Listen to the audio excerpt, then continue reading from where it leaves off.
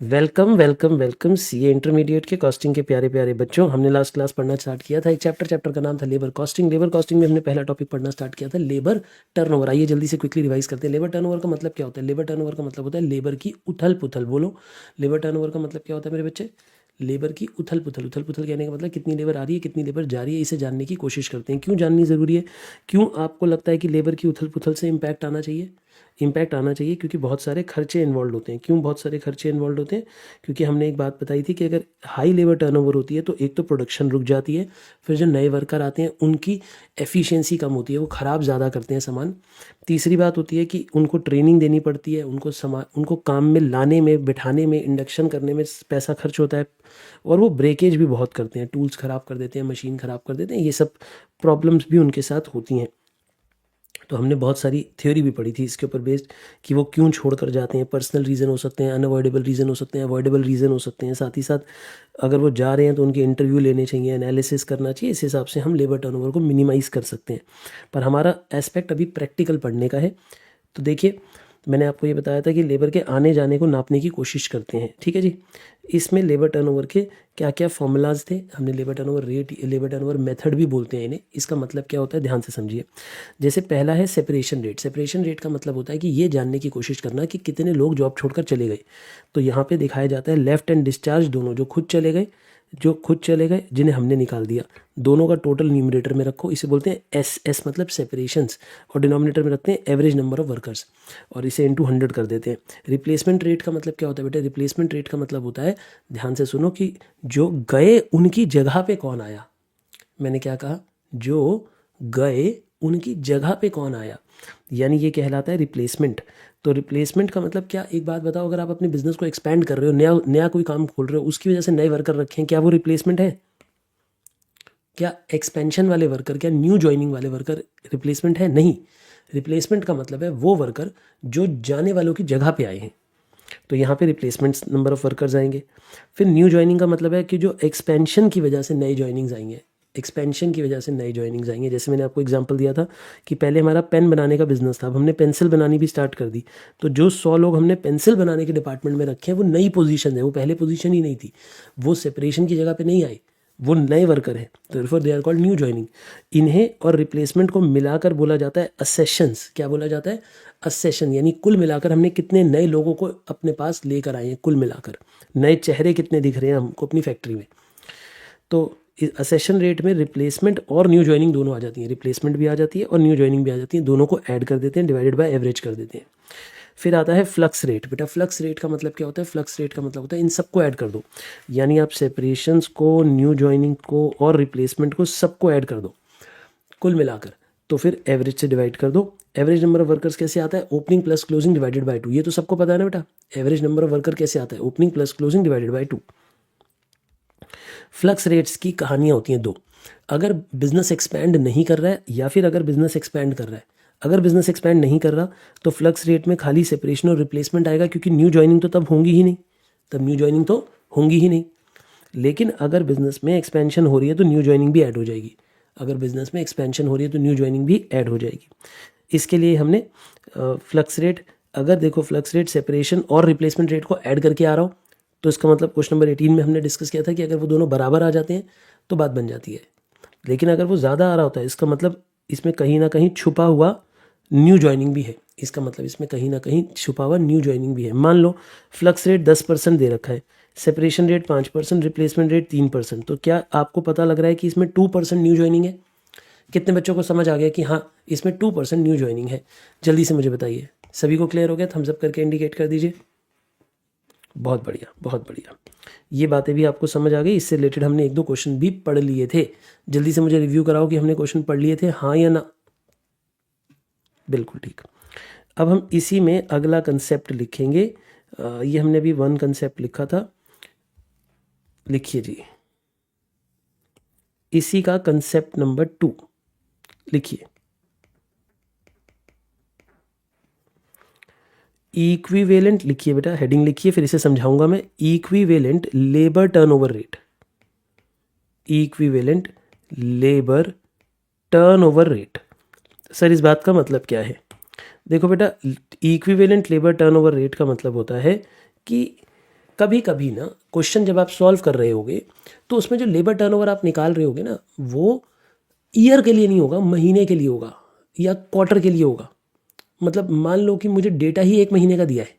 ध्यान से सुनो शगुन जी, अगर मुझे डेटा ही ओपनिंग और क्लोजिंग 1 मंथ का दिया हुआ है और 1 मंथ की ही सेपरेशन, रिप्लेसमेंट, न्यू ज्वाइनिंग दी हुई है, तो मैं जब इससे आंसर्स निकालूंगा तो जो आंसर निकलेंगे वो एनुअल निकलेंगे या वो 1 महीने के निकलेंगे?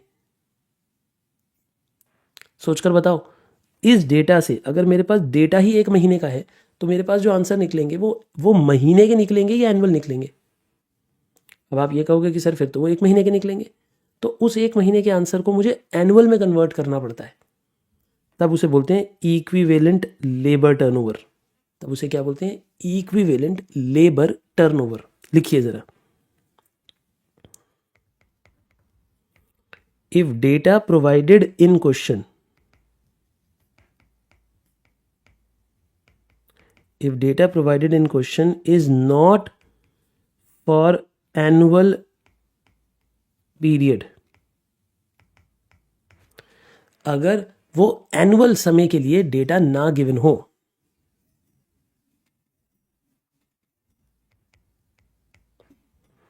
then step 1, we calculate all required labor turnover rate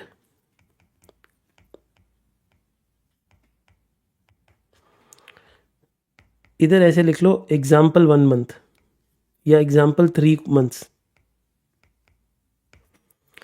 मान लो क्वेश्चन ने सारी जानकारी हमें 3 महीने की दी है।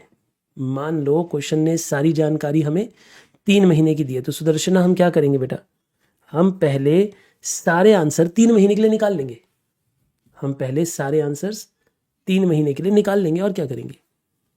तो यानी हमारा पहला स्टेप होगा कि कैलकुलेट कर लो required labour turnover, calculate all required labour turnover for given period, यानी 3 मंथ्स। यानी आप भी सारी कैलकुलेशन कर लो, 3 महीने के लिए कर लो। आपका क्या जा रहा है, आप भी 3 महीने के लिए कैलकुलेशन कर लो। ठीक है जी। एंड इसके बाद step number 2, now convert all labour turnover rate. अब आप labour turnover rates into annual percentage.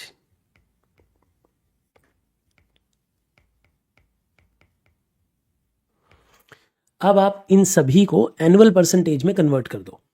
अब आप इन सभी को एनुअल परसेंटेज में कन्वर्ट कर दो। मेरी बात समझ गए आप, मैंने क्या कहा? अब आप इन सभी को एनुअल परसेंटेज में कन्वर्ट कर दो।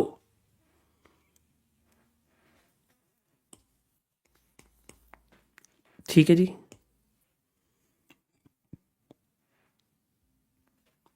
एग्जाम्पल देखिए,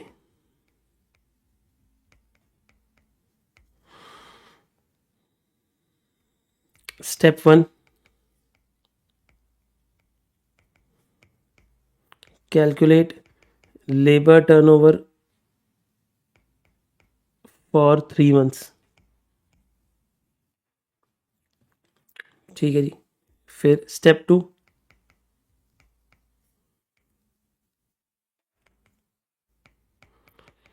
इक्विवेलेंट लेबर टर्नओवर कैसे आएगी?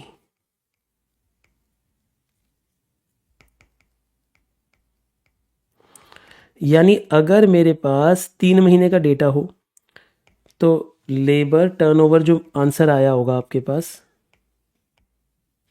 उसे डिवाइड बाय 3 करो, इंटू 12 करो। देखो हमने क्या किया, उत्साह देखो बेटा, आपने क्या किया, लेबर टर्नओवर जो आपके पास निकली थी वो 3 महीने के लिए निकली थी। आपके पास जो लेबर टर्नओवर निकली थी वो 3 महीने की निकली थी, तो आपने उस लेबर टर्नओवर को लिखा, डिवाइडेड बाय 3 किया, इंटू 12 किया। सिंपल। आपने उसे डिवाइडेड बाय 3 किया ताकि वो 1 महीने का आंसर आ जाए, इंटू 12 कर दे तो 12 महीने का आंसर आ गया। किसी भी चीज़ को एनुअल बनाना तो आपको आता है भाई। अगर कोई चीज़ मैं कहूँ 2 हफ्ते की है तो आप उसे डिवाइड बाय 2 करोगे, इंटू 52 करोगे, एनुअल हो जाएगी। आप किसी भी चीज़ को एनुअल पे तो ला ही सकते हो। एनुअल ही लाना है बेटे, और कुछ नहीं करना। ठीक है ना? आइए इससे रिलेटेड एक क्वेश्चन देखते हैं, because question will help us to understand concept in a better manner. ठीक है जी, आइए इसके साथ लिख दीजिए, इस कंसेप्ट के साथ लिख दीजिए रेफर क्वेश्चन नंबर 17, कि जब आप रिवीजन कर रहे होंगे क्वेश्चन नंबर 17 को पढ़िएगा इसके साथ साथ। आइए जी क्वेश्चन नंबर 17 पे आते हैं। देखिए बेटा क्या कहता है क्वेश्चन 17 आपको, ये देखिए, the following information is given for a newly setup organisation, यानी वो कह रहा है हमारी ऑर्गेनाइजेशन ही नहीं है, ठीक है। फॉर द ईयर एंडेड 31 मार्च, मतलब ईयर कब खत्म हुआ, 31 मार्च, वो कह रहा है हमारा ईयर खत्म हुआ 31 मार्च को, ठीक है। तो अभी तक तुम वैसे देखो, एक बात बताओ, अभी तक तो पढ़ने से हमें ऐसे लग रहा है कि एनुअल डेटा है, अभी तक तो हमें ऐसे लग रहा है ना कि ये पूरे साल का डेटा होगा, क्योंकि 31 मार्च को ख़त्म हो रहा है। उसने बता दिया कि देखो रिप्लेसमेंट कितने हैं, लेफ्ट एंड डिस्चार्ज कितने हैं, एवरेज नंबर ऑफ वर्कर्स कितने हैं, सब कुछ बता दिया उसने।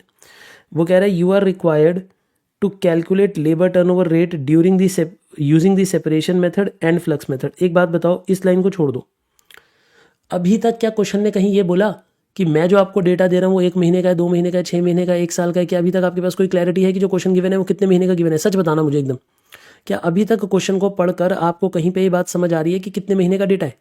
द आंसर इज नो, अभी तक आपको कुछ नहीं समझ आ रहा है। अगर आप ध्यान से देखो तो अभी तक कोई क्लैरिटी नहीं है। क्यों नहीं है क्लैरिटी? क्योंकि कोई बात ही नहीं ऐसी हो रही, अभी तक कोई भी ऐसी बात हो ही नहीं रही क्वेश्चन में। तो सिंपल है, फर्स्ट पार्ट में जो वो कह रहा है वो निकाल देंगे। आप दिमाग लगाओगे, एनुअल, क्वार्टरली, मंथली निकालोगे? नहीं, फर्स्ट पार्ट में कोई ज़रूरत ही नहीं है, सोचने की ज़रूरत ही नहीं है। जितना इन्फॉर्मेशन दिया उसे यूज़ करो, उससे आंसर निकालो, बात खत्म। सुनो, पहले एक काम करते हैं, फर्स्ट पार्ट का आंसर करके आते हैं। चलो लिखो मेरे साथ, प्लीज़ लिखिए सॉल्यूशन नंबर 17, ठीक है जी। उसका फर्स्ट पार्ट वो हमें बोलता है कि नंबर ऑफ रिप्लेसमेंट्स कितनी है, यानी R50। वो हमें कहता है कि नंबर ऑफ सेपरेशंस कितनी है, यानी कितने लोग जॉब छोड़कर गए थे, यानी 25 लोग जॉब छोड़कर गए थे, उनकी जगह पे हमने 50 लोगों को रख लिया। मज़ा ही आ गया ये तो। अब वो हमें कहता है कि एवरेज नंबर ऑफ वर्कर्स कितने हैं, वो हैं 500। और फर्स्ट पार्ट में वो हमें ये कह रहा है कि जाओ आप मेरे लिए सेपरेशन और फ्लक्स मेथड निकालो। कौन कौन से 2 मेथड निकालो? सेपरेशन और फ्लक्स, यानी उसने रिप्लेसमेंट नहीं मांगा। अच्छा एक बात बताओ, उसने नहीं मांगा तो ज़बरदस्ती निकाल के आओगे? नहीं, ज़बरदस्ती क्वेश्चन के साथ ज़बरदस्ती मत करो, ठीक है ना। जो वो कह रहा है उतना कर दो बस। उसने कहा सेपरेशन मेथड से चाहिए, तो आपको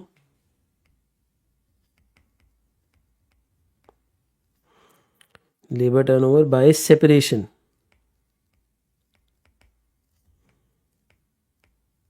क्या फॉर्मूला होता है इसका? Separation upon average into 100। अच्छा मुझे एक बात बताओ, क्या मैं ये शॉर्टकट लिख सकता हूँ? क्या रूल बताया था मैंने आपको, क्या मैं इस क्वेश्चन में ये शॉर्टकट यूज़ कर सकता हूँ? जी हाँ, अगर मैं एक बार फुल फॉर्म के साथ शॉर्टकट लिख चुका हूँ तो फिर मैं इधर शॉर्टकट लिख सकता हूँ, क्योंकि मैं डिफाइन कर चुका हूँ कि मेरे शॉर्टकट का मतलब क्या है। 25 अपॉन 500 इंटू 100, 5% आ रहा है, चेक करो एक बारी। ओके, अगले पे आइए, labour turnover by flux method. अगला मेथड उसने फ्लक्स पूछा है। फ्लक्स में क्या होता है? Separation plus replacement. New joining तो है ही नहीं इधर क्वेश्चन में, न्यू ज्वाइनिंग का तो कोई खाल खबर ही नहीं है। तो 25 प्लस 50 डिवाइडेड बाय 500, तो ये 15%।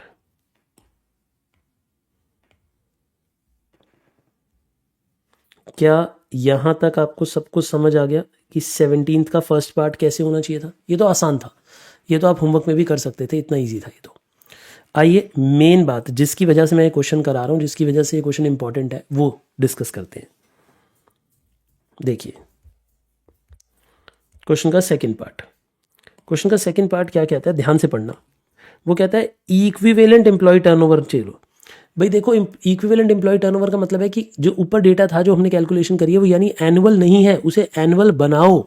इक्विवेलेंट एनुअल करने का मतलब क्या होता है कि आप जो गिवन डेटा है उसे एनुअल में कन्वर्ट करो। मैं क्या बोल रहा हूँ आपको समझ आ रहा है कि मेरे पास जो डेटा गिवन है वो एनुअल नहीं है, आप उसे एनुअल में कन्वर्ट करिए, वो ये कह रहा है। दी अबव मतलब फर्स्ट वाले पार्ट को इक्विवेलेंट में कन्वर्ट करो। If the organisation was set up on 31 January, यानी वो ये कहता है कि देखो ईयर खत्म हुआ था 31 मार्च को, लेकिन ऑर्गेनाइजेशन स्टार्ट ही 31 जनवरी को ही थी, यानी जो गिवन डेटा है वो सिर्फ 2 महीने का डेटा है। कितने बच्चों को आप समझ आया कि जो डेटा है वो 2 महीने का है? शिखा समझ आया बेटा आपको कि जो गिवन डेटा था वो सिर्फ 2 महीने का था? क्यों था वो 2 महीने का? क्योंकि बेटा क्वेश्चन ने आपको ये बात बोली कि हमारी ऑर्गेनाइजेशन स्टार्ट ही 31 जनवरी को ही है। अगर ऑर्गेनाइजेशन स्टार्ट 31 जनवरी को ही है और ईयर खत्म हो गया 31 मार्च को, तो उस ऑर्गेनाइजेशन के पहले साल में तो सिर्फ 2 महीने का ही एनुअल था, मतलब उसका साल ही सिर्फ 2 महीने का था। तो क्या करें, अब हमें उसे एनुअल इक्विवेलेंट बनाकर दिखाना है। तो आइए हम इस रेट को अब इधर वर्किंग करेंगे। सेकंड पार्ट ऐसे समझो,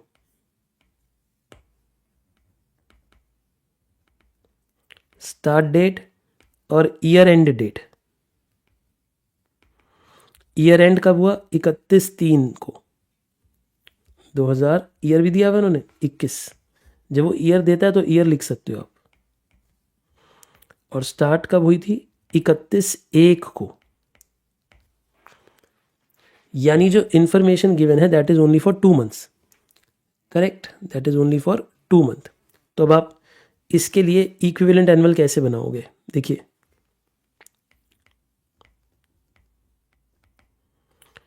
कैलकुलेटिंग इक्विवेलेंट, जो वर्ड वो बोलता है ना वही वर्ड यूज किया करो। Equivalent employ turnover rates, equivalent employ turnover rates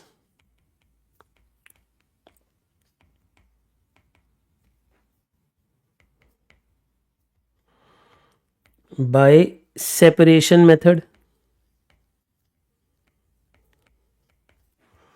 by separation method. तो बताओ क्या हो जाएगा? जो हमारा आंसर था, अब एक बात बताओ, ये जो आंसर था ये कितने महीने का आंसर था? जल्दी बताओ, एरा आप बताओ बेटे। ये जो आंसर हमने 5% निकाला था ये कितने महीने का आंसर था? ये आंसर था 2 महीने का। तो सुमैया हम क्या करेंगे बेटे, हम इसे डिवाइडेड बाय 2 करेंगे, ताकि ये डिवाइड बाय 2 करने से 1 मंथ का आंसर आ गया। बेटे जो 5% था वो 2 मंथ्स का आंसर था, तो मैं उसे डिवाइड बाय 2 कर देता हूँ तो 1 मंथ का आंसर बन गया। इंटू 12 करूँगा तो वो 1 साल का आंसर बन गया। तो 1 साल का आंसर कितना बन गया? 30%। और अगर मैं इसे बोलूँ बाय फ्लक्स मेथड, जो मेथड वो बोल रहा है मैं वही मेथड बोलूँगा भाई, मेरे को कोई और ज़बरदस्ती में रिप्लेसमेंट को इंक्लूड नहीं करूँगा। 15% 2 महीने के लिए था, डिवाइड बाय 2 करो, इंटू 12 करो, तो इसका आंसर आ गया 90%।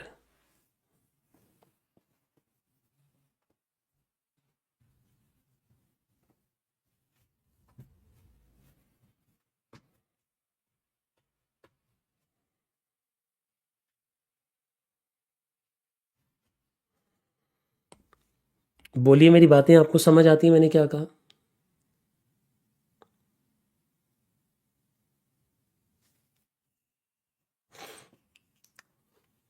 बहुत बढ़िया। तो यानी हमने इक्विवेलेंट भी सीख लिया। अच्छा, इसमें ना एक ऑल्टरनेटिव और हो सकता है। देखो इसे ऐसे लिखो, अप्रोच 1। इसका और करके अप्रोच 2 भी लिख लो। और आईसीआई दोनों पे मार्क्स दे देता है, मतलब आपने दोनों में से जो भी करना है आप कर दो। इस बारी जब एग्जाम हुआ था ना, जिस एग्जाम की बात है, पुराना ईयर हो गया, लेकिन जिस उस एग्जाम के आंसर में आईसीआई ने दोनों अप्रोचेस प्रेजेंट की थी एग्जामिनर को चेक करने के लिए कि बेटा बच्चे ने जिससे भी किया मार्क्स दे दो। इसका मतलब इस आंसर को करने की 2 अप्रोचेस हैं। फिर सर आप हमें 2 अप्रोचेस क्यों बता रहे हो? बेटा मैं पता है 2 अप्रोचेस क्यों बता रहा हूँ, क्योंकि अगर मैं एक ही अप्रोच बताऊँगा ना, तो अगर आपने मान लो कहीं आंसर कहीं और पढ़ा, कभी आपका कोई दोस्त सॉल्व कर रहा होगा या कहीं इंटरनेट पे आपने पढ़ा और आपको लगा रहे तो और एक तरीके से हो सकता है, सर ने नहीं कराया, तो इसलिए बेटा सर इसलिए सब कुछ करा देते हैं कि भाई चाहे वो ज़रूरत नहीं है। वैसे मैं ईमानदारी से बोलूँ ज़रूरत नहीं है, सेकंड अप्रोच को पढ़ने की कोई ज़रूरत नहीं है। फर्स्ट अप्रोच के आंसर में मार्क्स मिल रहे हैं, बात खत्म। लेकिन आजकल का बच्चा ना बेसब्र है। ज़रूरी नहीं मैं कह रहा हूँ कि आप सभी ऐसे हो, बट आप में से 5% भी अगर ऐसे होंगे तो मैं अपना नाम नहीं खराब करना, इसलिए हम सब पढ़ा देते हैं, सबसे भी ज़्यादा पढ़ा देते हैं जितने की ज़रूरत है। बट पढ़ लो आप भी सेकेंड अप्रोच। देखो सेकेंड अप्रोच में क्या है कि हम जो कैलकुलेशन करेंगे वो डे वाइज करेंगे, यानी डे वाइज कैलकुलेशन। यहां पे हमने करी थी मंथ वाइज कैलकुलेशन। यहां पे हमने क्या कहा था कि भैया देखो 31 जनवरी से 31 मार्च तक 2 महीने होते हैं। हमने यही बात सोचकर कैलकुलेशन करी थी, डिवाइड बाय 2 करके इंटू 12 करके। हमने मंथ वाइज कैलकुलेशन करी है। हमारी जो कैलकुलेशन है वो कैसे चल रही है, मंथ वाइज। एक और तरीका हो सकता था सोचने का कि हम डे वाइज कैलकुलेशन करेंगे। गलत वो भी नहीं है, आंसर थोड़ा सा अलग आता है लेकिन गलत वो भी नहीं है, सही वो भी है, ये भी सही है, वो भी सही है आपकी। सर क्या हमें एग्जाम में भी दोनों अप्रोचेस करके आनी है? नहीं नहीं नहीं नहीं। और लिखने का मतलब क्या है मेरा? अगर मैं और लिखता हूँ उसका मतलब क्या है कि एग्जाम में आपको दोनों अप्रोचेस करके आनी है, या मैं सिर्फ आपकी नॉलेज के लिए दोनों करा रहा हूँ? बोलो बोलो। इसका मतलब है एग्जाम में आप एक ही करके आओगे, सिर्फ नॉलेज के लिए मैं दोनों अप्रोचेस आपको बता रहा हूँ। देखिए डे वाइज अप्रोच में आप डे गिनो, जनवरी के कितने, फरवरी के कितने, मार्च के कितने। जनवरी का एक दिन, क्योंकि जनवरी में तो एक ही दिन फैक्ट्री चली थी। मार्च में 28 दिन फैक्ट्री चली थी, सॉरी फरवरी में, और 31 डेज मार्च के। तो कितने डेज हो गए? 60। ठीक है जी। एक बच्चा कह रहा है क्या हम इसे वीक वाइज कर सकते हैं? वीक वाइज करना मूर्खता होगी। क्यों? क्योंकि वीक की इन्फॉर्मेशन गिवन नहीं है। क्या आपको एग्जैक्टली पता है कितनी कौन से डे को स्टार्ट हुआ है? डे वाइज इन्फॉर्मेशन गिवन नहीं है, तो वीक वाइज करना मूर्खता होगी जब तक वो खुद ना कहे, या क्वेश्चन में कोई हिंट ना हो। कोई उसने ये बताया हो कि द 31 मार्च मंडे, अगर मान लो इधर वो क्वेश्चन में ऐसे कहता कि भाई 31 जनवरी को स्टार्ट हुआ है, मंडे था, और इस दिन 31 मार्च को ख़त्म हुआ है, इस दिन थर्सडे था, ऐसी कोई बात करता, जब वो डे वाइज बात करता तो वो शायद वीक्स कैलकुलेट करवा सकता है। बट यहाँ पे तो क्वेश्चन में कोई कोई दूर दूर तक भी हिंट नहीं है कि वीक वाइज करें। हाँ डे वाइज कर सकते हो क्योंकि डेट्स गिवन है ना। तो बताओ, अगर अब मुझे इक्विवेलेंट निकालना है, इक्विवेलेंट एम्प्लॉय, क्या था? Equivalent employ turnover rates.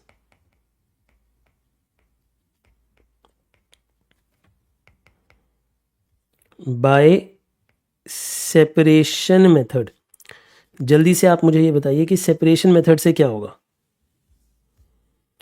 आप मुझे बताइए कृपया करके, सेपरेशन मेथड से क्या होगा।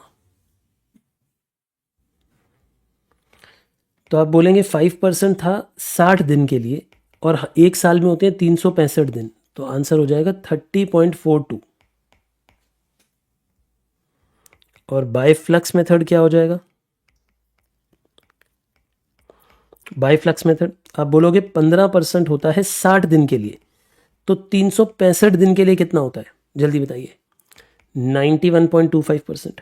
आई होप कि आपको ये दोनों आंसर्स अच्छे से अब समझ आ चुके हैं, दोनों में डिफरेंस भी समझ आ चुका है। क्या ये ज़्यादा करेक्ट है, ये कम करेक्ट है? ऐसा नहीं बेटा, दोनों करेक्ट है, बस सोचने का विचार का अलग है कि आप डे वाइज कैलकुलेशन कर रहे हो कि मंथ वाइज कैलकुलेशन कर रहे हो। वैसे प्राइमा फेसिया अगर मैं आपकी जगह एग्जाम दे रहा होता तो मैं मंथ वाइज कैलकुलेशन कराता, कलेश में नहीं पड़ता, बिना मतलब कि डे गिनो, कैलकुलेशन टफ बनाओ, मैं ना करता। मैं तो भैया मंथ वाइज कराता और मुझे मंथ वाइज में पूरे मार्क्स मिल रहे थे, बात खत्म हो जाती। ठीक है जी। अगर ऑब्वियस ही बात है महीने के बीच की डेट होती तो फिर डेट वाइज गणना होता। मान लो वो कहता है जी हमारा बिजनेस स्टार्ट हुआ था 16 फरवरी को और ईयर खत्म हुआ 31 मार्च को, तो वो चाहता है कि डेट वाइज कैलकुलेशन करो, फिर तो डे वाइज कैलकुलेशन करनी सही होती है उस क्वेश्चन में। समझ गए आप मेरी बात सबको? राम समझ गए आप? आयुषी?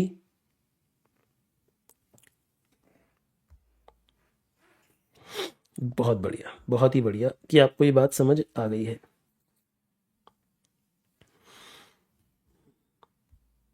क्या आप टफ क्वेश्चंस के लिए तैयार हैं?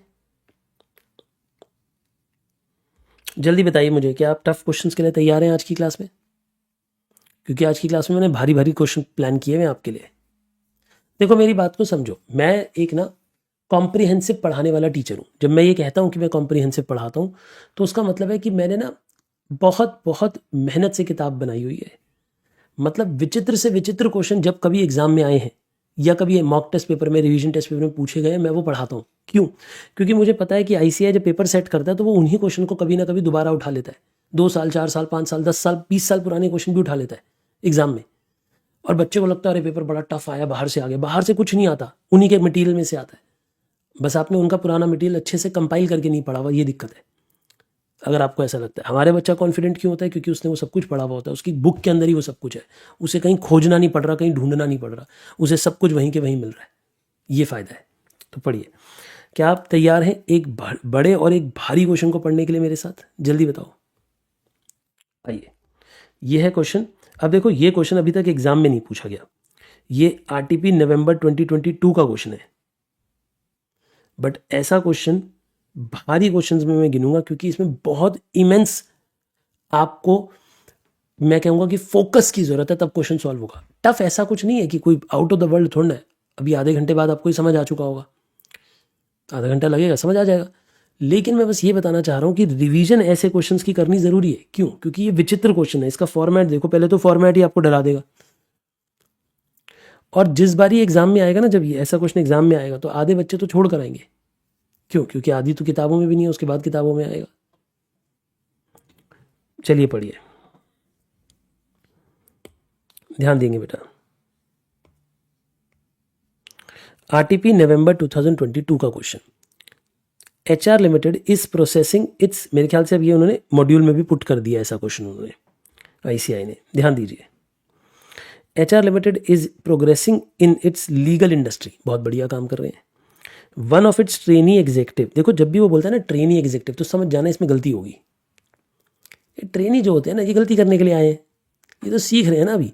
ये जो, यानी ये जो रिकॉर्ड बनाकर दिया है, ये किसने बनाया आपके लिए? ये जो रिकॉर्ड बनाया, ये किसने बनाया? ट्रेनी ने बनाया। देखो, one of its trainee executive mister H in the personal department ना HR department, has calculated the labour turnover 24.92। उसने 24.92 के रेट से लेबर टर्नओवर कैलकुलेट किए for the last year using flux method. ठीक है जी।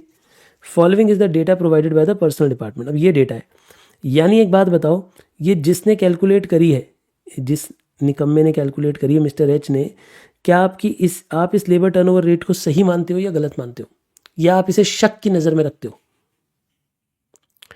आप मुझे बताओ, आप इसे स्वीकार कर चुके हो कि ये बढ़िया बंदा है यार, ये तो जो बता रहा है बिल्कुल सही बता रहा होगा, आप ऐसा कह रहे हो, या आपको शक हो रहा है कि जब ट्रेनी लिखा है तो हमें शक नज़र आ रहा है? मुझे तो शक नज़र आ रहा है, क्योंकि जब वो ट्रेनी कह देता है तो उसका मतलब ये होता है कि देयर आर हाई चांसेस कि इसमें मिस्टेक हो सकती है। चलिए आगे पढ़ते हैं। अब वो कहता है एम्प्लॉई एट द बिगिनिंग का डेटा दे रहा है, जॉइंट का डेटा दे रहा है, लेफ्ट का दे रहा है, और एट द एंड का डेटा दे रहा है। अगर आप ध्यान से देखो तो शुरू वालों में इसे अगर आप ऐड करो और इसे अगर आप माइनस करो, तो एट द एंड का डेटा आना चाहिए, मैच हो जाना चाहिए। देखो मैच हो रहा है कि नहीं? कैलकुलेटर अपने ऑन रखो। 810 में अगर 1620 ऐड करते हो, -90 करते हो, तो 2340 आ जाना चाहिए। ठीक है ना? तो यानी रिकॉर्ड क्लर्क का डेटा तो सही है। अब हम आते हैं ह्यूमन रिसोर्स मैनेजर के बारे में। अच्छा एक बात हो, अब ह्यूमन रिसोर्स मैनेजर में अगर यहाँ x होता, x + 30 - 90 = 60, तो बताओ x कितना है? क्या हम x नहीं डिराइव कर सकते? अरे सोचो, कैलकुलेशन सोचो, क्या आप x डिराइव नहीं कर सकते? अरे मिनटों में कर सकते हैं सर हम x डिराइव। कैसे?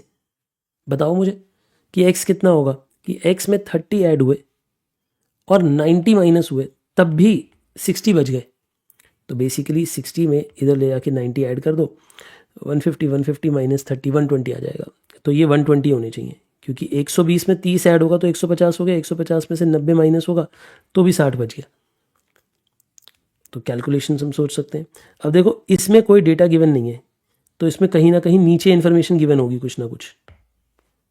इसे नीचे से पढ़ना पड़ेगा।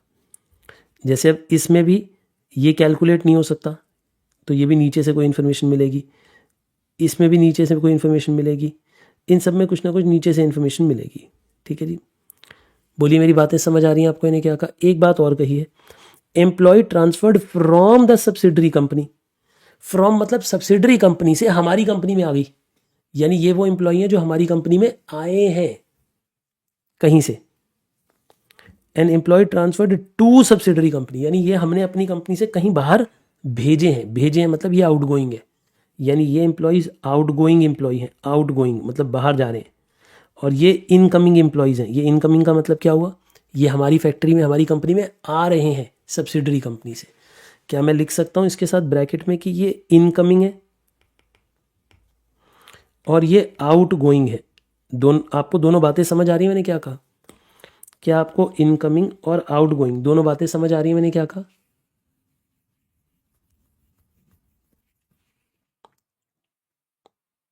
क्लियर है? चलिए अब आगे बढ़ते हैं। At the beginning of the year there were total 1158 employees, यानी बिगिनिंग में 1158 एम्प्लॉयज़ थे। यानी ईयर की बिगिनिंग में ये सारे एम्प्लॉयज़ मिलाकर, ये जो सारे एम्प्लॉय मिलाकर 1158 थे।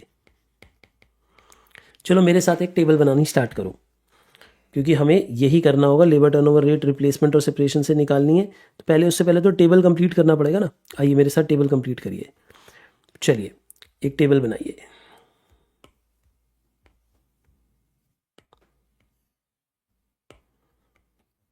सॉल्यूशन नंबर 20,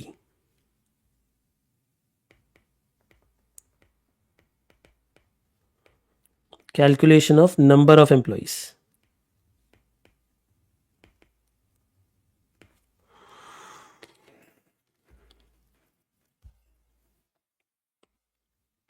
पहले लिखेंगे पर्टिकुलर्स, फिर opening number of workers, separations, replacements, new joining and closing. यानी क्या लिखेंगे हम इधर? देखिए यहां पे हम लिखेंगे पर्टिकुलर्स,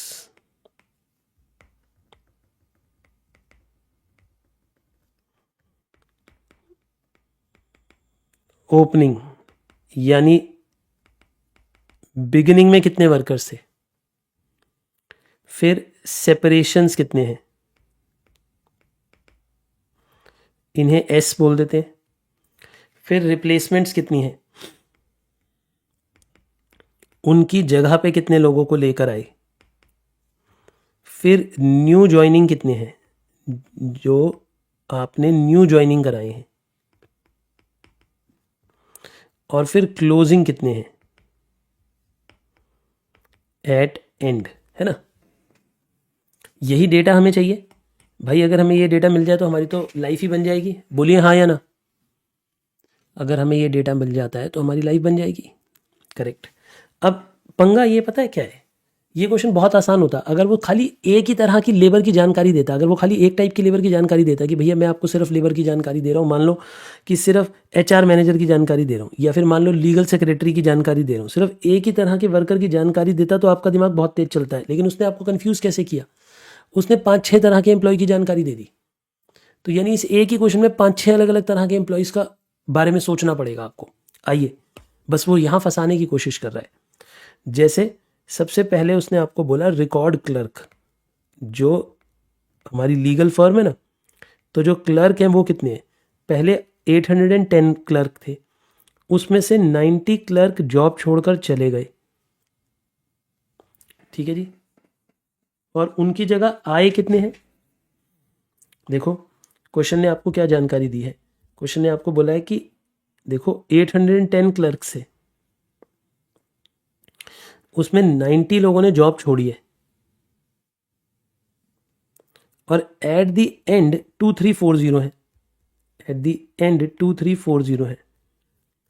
अब एक बात बताओ, क्वेश्चन ने ये कहा कि हमारी फैक्ट्री को या हमारी फर्म को ज्वाइन किया है कितने लोगों ने? ज्वाइन किया है इतने लोगों ने। अब ये जो ज्वाइन है इसके अंदर दोनों इंक्लूडेड है, इसके अंदर रिप्लेसमेंट भी इंक्लूडेड है, न्यू ज्वाइनिंग भी इंक्लूडेड है।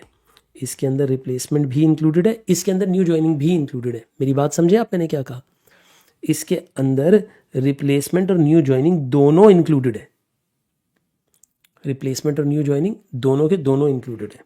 तो सर हम क्या करें? देखो हम ये अज्यूम करेंगे कि जितने लोग गए हैं उतने ही रिप्लेस हुए हैं, जितनी सेपरेशन है उतनी ही रिप्लेसमेंट है, हम ये मान लेंगे। वरना हम इन दोनों को प्लस करके भी दिखा सकते हैं कि रिप्लेसमेंट प्लस न्यू ज्वाइनिंग एक ही कॉलम बना दे, क्योंकि क्वेश्चन में जानकारी नहीं है। बट ज़्यादा सही तरीका क्या हो सकता है, हम ये माने कि जितने गए उतने ही रिप्लेस हुए, तो बचे हुए न्यू ज्वाइनिंग हो गए। आप मुझे बताइए आयुषी कि कितने न्यू ज्वाइनिंग होंगे। बेटा एक बात बताओ, अगर टोटल 1620 वर्कर्स हैं, 1620 वर्कर हमारी फैक्ट्री में टोटल नए आए हैं, जिसमें से 90 रिप्लेस होकर आए हैं, तो बाकी के कितने हैं? 1530। तो बाकी के 1530 न्यू ज्वाइनिंग है।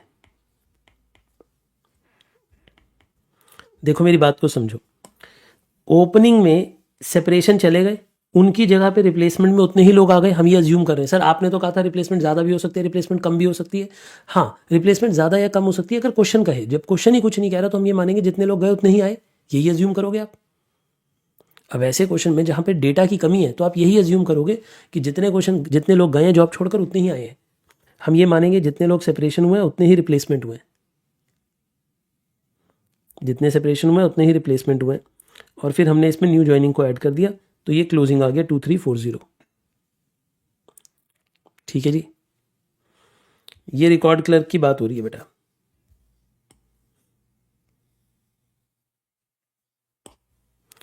आगे हम बात करते हैं एचआर मैनेजर की। चलिए, ह्यूमन रिसोर्स मैनेजर।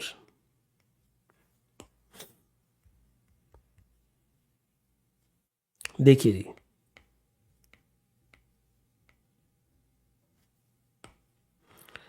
अब मुझे आप एचआर मैनेजर की जानकारी दीजिए। बताइए एचआर मैनेजर आपको क्या कह रहा है, जरा ये बताओ। एचआर मैनेजर जी क्या क्या कह रहे थे, सुनिए जरा तेजी से चलिए। ये नहीं पता, 30 लोग आए हैं और गए थे 90। एक बात बताओ, अगर गए थे 90 और उनकी जगह 30 आए हैं तो न्यू ज्वाइनिंग तो जीरो ही हुआ होगा। क्यों? सोच के बताओ, न्यू ज्वाइनिंग जीरो क्यों होगा, सोच के बताना। अगर मैं कह रहा हूं 90 लोग जॉब छोड़कर गए और आए ही 30, तो जितने गए थे उतने तो वापिस ही नहीं आए अभी, तो न्यू ज्वाइनिंग तो बात की बात है, न्यू ज्वाइनिंग तो बहुत दूर की बात है, न्यू ज्वाइनिंग तो हो ही नहीं सकती इधर। समझ गए आप? और क्या हमें क्लोजिंग पता है? इसमें हमें क्लोजिंग पता है 60 है, क्लोजिंग पता है 60 है। तो बताओ, इसे बैकवर्ड कैलकुलेशन करके हमने निकाल लिया था ना 120। यहाँ पे x है, आप इक्वेशन ऐसे अपने मन में ऐसे बना सकते हो। देखो x minus 90 plus 30 is equal to 60। तो इस इक्वेशन को सॉल्व कर लो, सॉल्व करके आपके पास x की वैल्यू 120 आ जाएगी। x की वैल्यू कितनी आ जाएगी? 120। यहां तक क्लियर है सबको? मैं ज़्यादा तेज तो नहीं चल रहा? मुझे रिस्पॉन्ड करो बेटा, क्योंकि आपके रिस्पॉन्स से मुझे पता चलेगा कि आपको समझ आ रहा है कि नहीं आ रहा। ठीक है सर, ये बात नहीं समझ आई। देखो मैं इसे दोबारा समझा देता हूँ। क्वेश्चन ने कहा कि हमारे पास से जॉब छोड़ कर गए, एक बात ध्यान से सुनो, हमारे पास से जॉब छोड़ कर गए थे 90 लोग। आर्ची, कितने लोग जॉब छोड़कर गए थे? 90 लोग जॉब छोड़कर गए थे। ठीक है, अगर 90 लोग जॉब छोड़कर गए और उसकी जगह आए ही सिर्फ 30 हैं, तो जितने गए थे उतने तो अभी आए भी नहीं, तो क्या कोई न्यू ज्वाइनिंग होगा? नहीं, अभी तो रिप्लेसमेंट ही पूरी नहीं हुई, न्यू ज्वाइनिंग तो बात की बात है। न्यू ज्वाइनिंग तो तब होगी ना जब रिप्लेसमेंट पूरी हो जाएगी उसके बाद, अभी तो रिप्लेसमेंट ही पूरी नहीं हुई, तो न्यू ज्वाइनिंग कहां से आएगी? तो ये हमने कैलकुलेट कर लिया 120।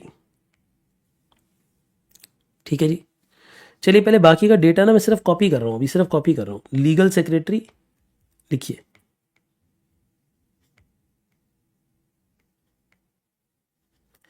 लीगल सेक्रेटरी सिर्फ 90, और कुछ नहीं पता मुझे।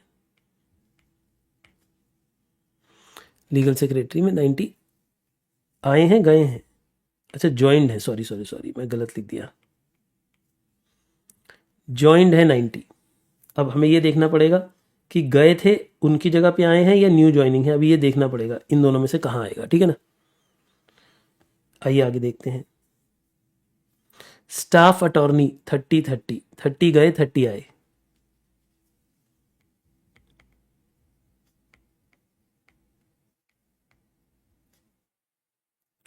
30 गए और 30 आए।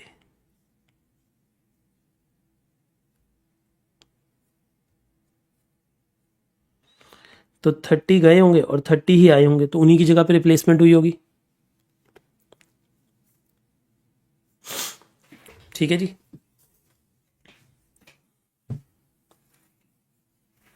आगे देखते हैं। एसोसिएट अटॉर्नी 30 आए हैं और एंड में 45 है। 30 आए हैं और एंड में 45 है। एसोसिएट अटॉर्नी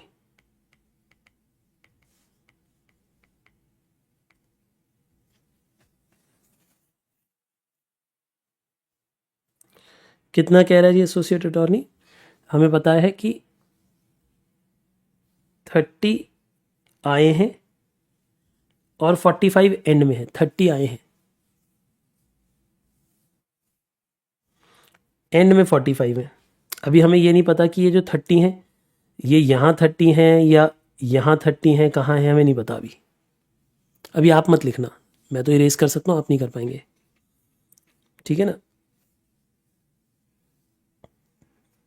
फिर सीनियर स्टाफ अटॉर्नी है 6 और 18।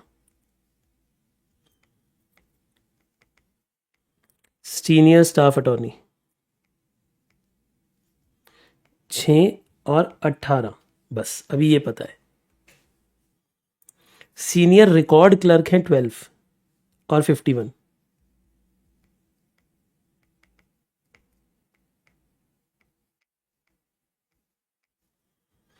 सीनियर रिकॉर्ड क्लर्क हैं 12 और 51। 12 और 51। लिटिगेशन अटॉर्नी है पता नहीं।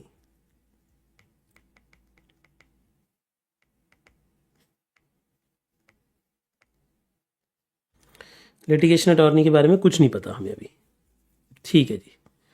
यानी ये सब डेटा अभी तक क्वेश्चन में गिवन था जो हमने एज इट इज लिख दिया। यहां पर अगर हम चाहें तो इनके टोटल्स भी दिखा सकते हैं, ठीक है जी। मैंने अभी तक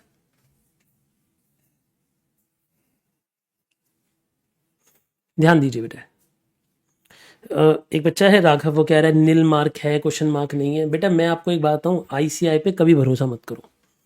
अभी पहले पूरा क्वेश्चन तो पढ़ लो, अभी तो क्वेश्चन ही पूरा नहीं पढ़ा हमने, तो अभी दिमाग क्यों चला रहे। आइए सुनिए बेटा,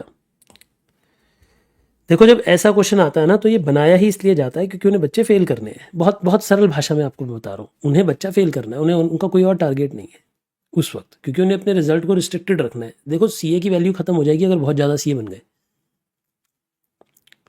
सीए की वैल्यू क्यों है दुनिया में, क्यों इंडिया में, पूरे साउथ एशिया में सीए की वैल्यू मानी जाती है? क्योंकि सीए ऐसे नहीं, एक साल में जितने इंजीनियर बने उतने तो आज तक हम टोटल सीए नहीं बने।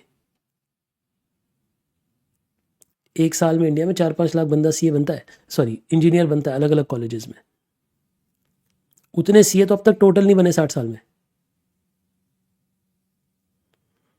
आप समझ रहे हैं? So they have to regulate the results, तो इसीलिए पेपर उस हिसाब से ही बनाया जाता है। और वो देखो आपको टॉप 20% में रहना है, अगर आप रह पा रहे हो तो पास हो जाओगे, नहीं रह पा रहे हो तो फिर आपकी इच्छा है। उसके लिए आपको एप्टीट्यूड डेवलप करना पड़ेगा। आपको ना इंस्टीट्यूट से लड़ना नहीं है, इंस्टीट्यूट के साथ चलना है। अब ये उनका क्वेश्चन है, जिस तरीके से उसने फ्रेम किया आपको उस तरीके को एक्सेप्ट करना है। नहीं करोगे तो फिर क्या होगा, फिर वो लिख देगा रिजल्ट में आई सी यू अगेन। हमें दोबारा थोड़ी ना मिलने जाना 4 महीने बाद, उससे नहीं जाना, हमें तो एक बार ही पेपर देना, बात खत्म करनी है अपनी, आगे बढ़ना है। आइए ज़रा ध्यान से सुनिए। अब देखिए, ये इतने वर्कर सब्सिडरी से हमारे पास आए थे और इतने वर्कर हमारे पास से गए थे, इसका भी ध्यान रखना है। अब नीचे पढ़िए, at the beginning of the year there were total 1158 employ. वो कहता है टोटल मिलाकर 1158 एम्प्लॉय थे, यानी इसका मतलब मुझे ये बात पता चल गई कि ओपनिंग वर्कर 1158 है। क्या आप सबको ये बात समझ आ गई? क्या यहां तक की बात समझ आ गई? जल्दी जल्दी यस और नो करते जाओ, ये बात क्लियर हो गई। उसने कहा कि बिगिनिंग में मेरे पास 1158 एम्प्लॉय थे, तो हमने क्या किया, हमने इन सब के टोटल को 1158 लिख दिया। ठीक है जी, आगे पढ़िए। अब वो ये कहता है, ध्यान से सुनना, वो कहता है द ओपनिंग वाले वर्कर्स की बात कर रहा है। The opening strength of legal secretary, staff attorney and associate attorney were in the ratio of 3:3:2। किस किस की रेशियो दे रहा है जल्दी बताओ? Legal secretary, staff attorney and associate attorney. तो देखो, यानी legal secretary, staff attorney and associate attorney, इन तीनों की जो रेशियो है वो रेशियो दे रहा है आपको 3:3:2, यानी वो ये कह रहा है कि इन तीनों की जो रेशियो है वो 3:3:2 है। बेसिकली वो ये कहना चाहता है कि ये 3x है, ये भी 3x है और ये 2x है बिगिनिंग में। वो यही तो कह रहा है कि ये शुरू में 3x थे, ये 3x थे और ये 2x थे शुरू में। एक बात बताओ, अगर मुझे ये बात पता चल गई कि ये 3x है, ये 3x है, ये 2x है, यहां तक बात क्लियर हो गई आपको? तो मैं इनके टोटल की तरफ बढ़ सकता हूं। अब बात बचती है लिटिगेशन अटॉर्नी की। पहले इसके लिए भी नोट पढ़ लेते हैं, कोई ना कोई नोट लिखा होगा उसने। The company has decided to abandon the post of litigation attorney. Litigation attorney हमने खत्म कर दी है। ध्यान से सुनो, लिटिगेशन अटॉर्नी अब हमारी फर्म में नहीं होगा। इस साल हमने क्या निर्णय लिया है? The company has decided to abandon the post of litigation attorney and consequently, और इसीलिए all the litigation attorney were transfer to the subsidiary company. हमारे पास जितने भी लिटिगेशन अटॉर्नी थे हमने सारे के सारे सब्सिडरी को दे दिए। मतलब हमने अपनी कंपनी में अब लिटिगेशन अटॉर्नी नहीं रखने। मैं दोबारा हिंदी में बोल रहा हूं, ध्यान से सुनो। क्वेश्चन कह रहा है कि हमने अब लिटिगेशन अटॉर्नी रखने बंद कर दिए। बोलो मेरे साथ, ये लाइन हिंदी में बोलो। हमने अब लिटिगेशन अटॉर्नी रखने बंद कर दिए, इसीलिए हमारे पास जितने भी लिटिगेशन अटॉर्नी थे हमने वो सारे के सारे ट्रांसफर कर दिए सब्सिडरी को। इसलिए वो हमने सारे के सारे किसे दे दिए? सब्सिडरी को। यानी इस साल ना तो हमने हायरिंग करी होगी ना फायरिंग करी, बस उन्हें ट्रांसफर कर दिया। तो बताओ हमने लिटिगेशन अटॉर्नी कितने ट्रांसफर करे हैं? 90। आउटगोइंग कितने हैं? 90। इसका मतलब क्या हुआ? इसका मतलब लिटिगेशन अटॉर्नी पहले 90 थे और वो 90 के 90 हमने अपनी सब्सिडरी को दे दिए, निकाले नहीं है, सब्सिडरी को दे दिए। और इसके बाद कुछ नहीं है, 0 0 0। कितने बच्चों को ये बात समझ आ गई? यानी हमारे पास लिटिगेशन अटॉर्नी 90 थे और हमने 90 के 90 सब्सिडरी को दे दिए। दोबारा पढ़ते हैं वो लाइन फिर, ताकि और बेटर तरीके से आपको समझ आए। ठीक है। एक बच्चे ने बड़ा विचित्र सवाल पूछा, सर व्हाट इज अटॉर्नी? अरे मेरे बच्चे, देखो आप हो सीए, आपको लीगल टर्म से कोई जानना नहीं। हमारे हिसाब से वर्कर है, मजदूर है, बस कैटेगरी 1 2 3 4 5 है। हमें इनसे कोई लेन देन नहीं है। वैसे कभी जानना चाहोगे तो क्लास के बाद एंड में बता दूंगा कौन लिटिगेशन एक्सपर्ट होता है, कौन क्लर्क होता है, कौन अटॉर्नी होता है, कौन जज बनता है, क्या होता है, किस तरीके से होता है। बट अभी हमारे को वो सब नहीं देखना, ठीक है ना। सुनिए, ये सब लॉयर्स की फर्म है बेसिकली, आप ये समझो सलोनी। हमने देखो, वो कहता है कि लिटिगेशन अटॉर्नी वाला जो बंदा था, जो लीगल लड़ाई वड़ाई करने हमारे लिए जाता था, उस पोजीशन को ही हमने ख़त्म कर दिया। इसलिए 90 के 90 ट्रांसफ़र कर दिए सब्सिडरी को। बात ख़त्म कर दी मतलब हमारे पास एंड में ना तो हमने हायरिंग करी, ना न्यू ज्वाइनिंग करी, ना हमारे पास क्लोजिंग में होगा। जितने थे सारे के सारे हमने अपनी सब्सिडरी को दे दिए।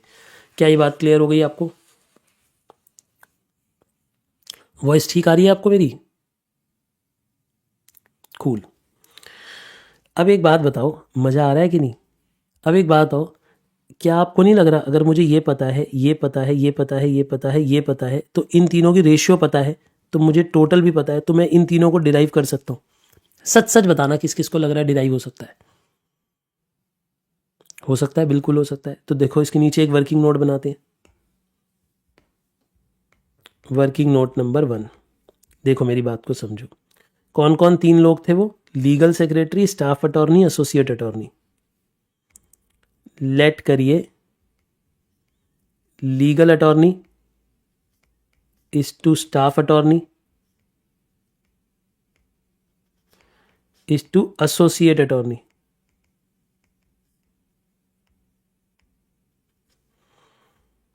Legal staff associate. मान लेते हैं कि ये हैं 3x, ये भी हैं 3x और ये भी हैं 2x। So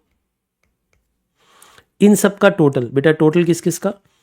810, 120, 810 plus 120 plus 3x plus 3x plus 2x plus 6 12 90, 6 plus 12 plus 90 is equal to 1158। इसे सॉल्व कर लो, इससे x आ जाएगा आपके पास। बताओ कितने बच्चों को समझ आ गया? सभी को समझ आ गया कि x कितना आ जाएगा? बच्चे कह रहे हैं x की वैल्यू आ जाएगी 15। देखिए इसे अगर आप सॉल्व करते हो तो 8x प्लस 1038 आ जाएगा 1158 के बराबर। तो x की वैल्यू आ जाएगी 15।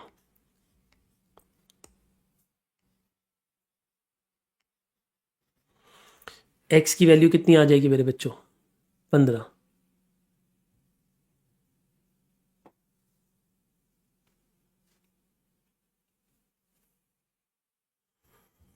कोई दिक्कत तो नहीं?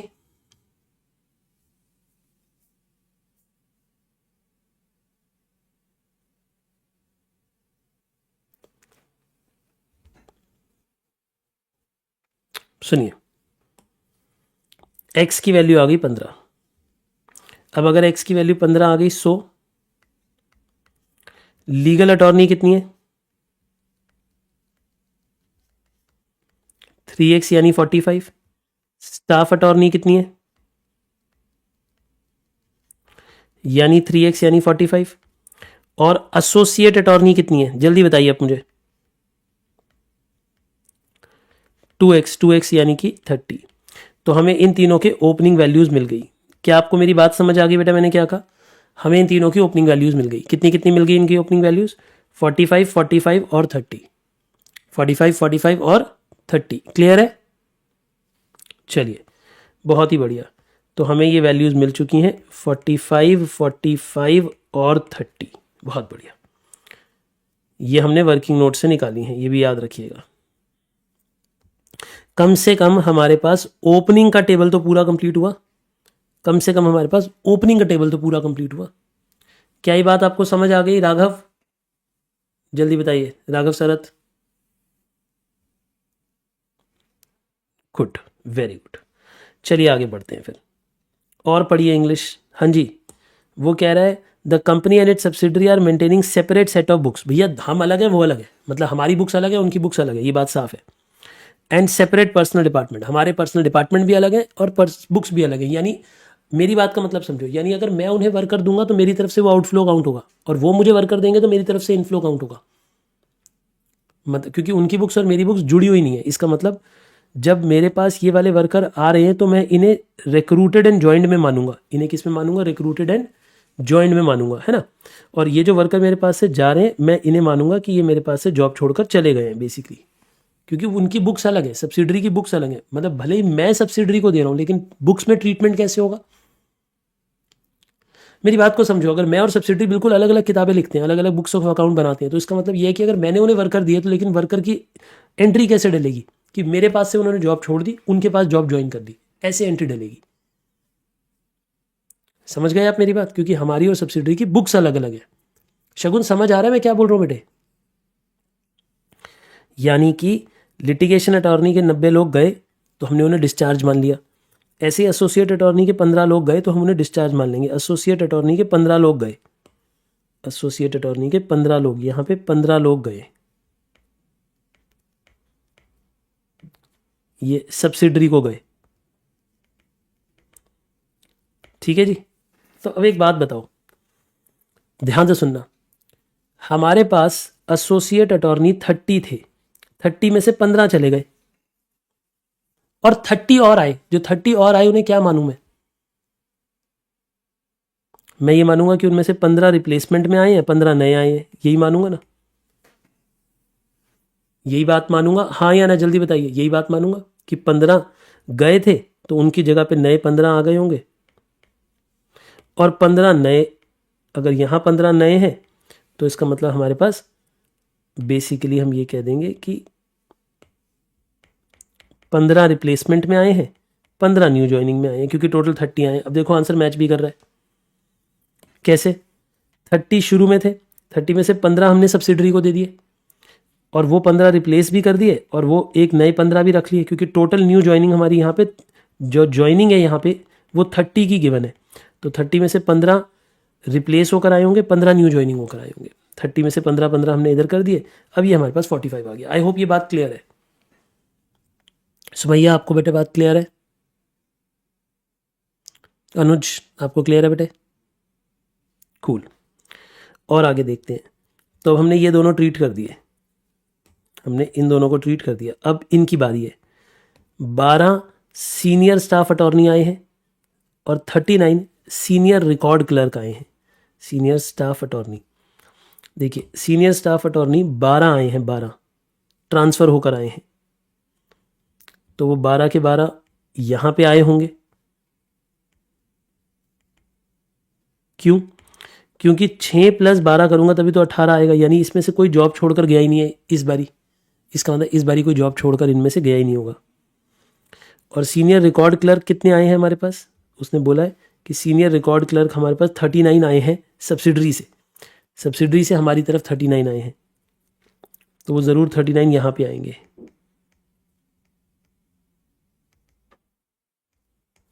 क्योंकि 12 और 39 अगर मैं ऐड कर देता हूँ, 12 को और 39 को अगर मैं ऐड कर देता हूँ 51 आ जाता है। यानी ये भी समझ आ गई आपको ये भी समझ आ गई।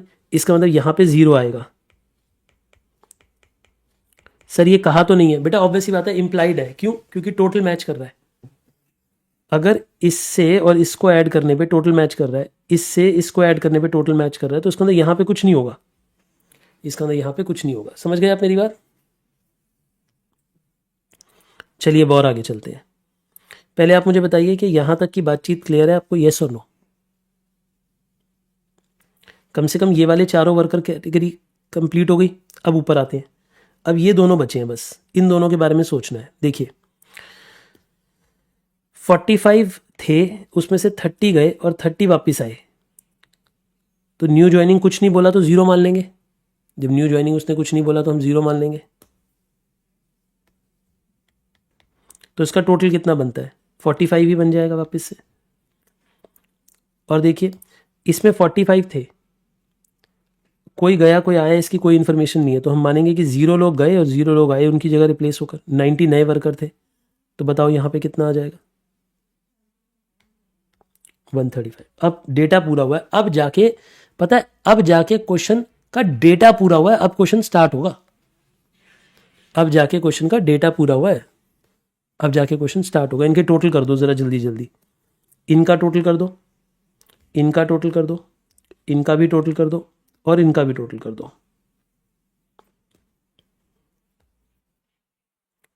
इन सब का टोटल है 315, 165, 1686, 2694। एक बार वेरीफाई कर लीजिए सब लोग,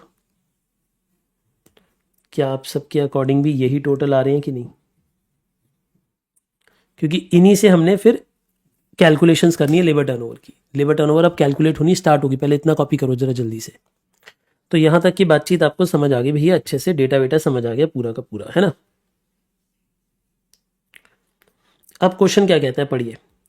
कहता है जी जाओ मेरे लिए लेबर टर्नओवर की रेट निकालो। कौन सी रेट निकालो? लेबर टर्नओवर की रेट निकालो। Labour turnover rate using replacement method and separation method. ठीक है जी, रिप्लेसमेंट और सेपरेशन उसे अलग अलग चाहिए। रिप्लेसमेंट कितनी है, सेपरेशन कितनी है? अच्छा अब एक बात बताओ, रिप्लेसमेंट निकालनी संभव ही नहीं थी अगर मैं ये अलग अलग ना करता। अगर मैं इन्हें अलग अलग ना करता तो रिप्लेसमेंट निकालनी संभव ही नहीं थी। इस क्वेश्चन में हमने एक अजम्पशन ली है। क्या अजम्पशन ली है? कि जितने लोग सेपरेशन करके जा रहे हैं उतने ही रिप्लेस होकर आ रहे हैं। हम ये अज्यूम कर रहे हैं, उससे ज़्यादा नहीं आ रहे। देखो बड़ी एक बात, और एक बच्चा मुझसे पूछा सर आपने ये अजम्पशन कैसे ली है? तो बेटा ऑब्वियस सी बात है, ये अजम्पशन एक वैलिड अजम्पशन है। क्यों एक वैलिड अजम्पशन है? एक बात आओ, अगर क्वेश्चन कुछ ना कहे तो हम यही मानेंगे ना। अगर आपके, मान लो एग्जाम्पल लो, आपके घर में 2 ड्राइवर्स थे, वो जॉब छोड़कर चले गए, तो आप कितने ड्राइवर रखोगे? There is a high possibility कि आप 2 ही रखोगे, है ना? अगर क्वेश्चन कुछ ना कहे तो आप मान लो आपने कहा कि यार मेरे 2 ड्राइवर थे जॉब छोड़ के चले गए, मैंने नए रख लिए, तो मैं क्या समझूंगा इस बात से कि 2 ही नए रखे होंगे। बेसिक अजम्पशन यही है। हाँ, अगर आप बोलोगे नहीं मेरे पास 2 वर्कर थे, मेरे 2 वर्कर चले गए, मैंने उनकी जगह 4 रख लिए, तो मैं मानूंगा कि 4 रख लिए। अदरवाइज मैं यही मानूंगा कि 2 गए थे 2 रखे। भैया जितनी सेपरेशन हुई है उतनी ही रिप्लेसमेंट होगी, यही अजम्पशन है बेसिक, यही अज्यूम करा है मैंने। पेपर में लिखने की कोई ज़रूरत नहीं है, क्योंकि ICAI ने भी नहीं लिखी थी। लिख भी दोगे तो कोई मार्क्स नहीं कटेंगे, है ना? आइए हम इसके ऊपर कैलकुलेशन करनी स्टार्ट करते हैं।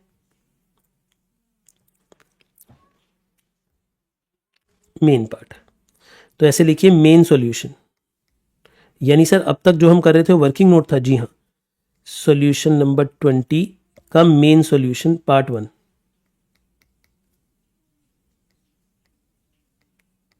सेपरेशन रेट, सेपरेशन रेट का मतलब क्या होता है? नंबर ऑफ सेपरेशंस, ऐसे लिख दो, number of separations upon average number of workers.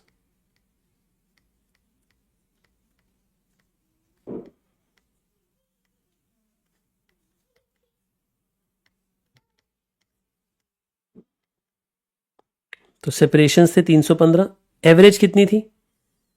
Average निकालनी पड़ेगी 1158 प्लस 2694 डिवाइडेड बाय 2, यानी opening plus closing divided by 2। तो एवरेज आपको निकालनी पड़ेगी। तो इसका आंसर बन जाएगा 315 अपॉन 1926 इंटू 100, 16.36%। ये हमारा सेपरेशन रेट है।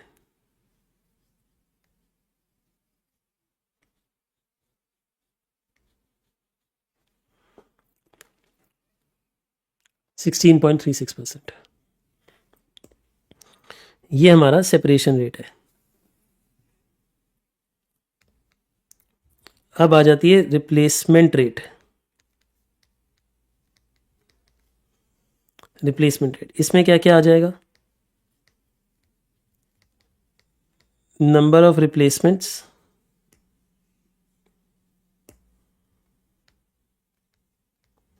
Upon average number of workers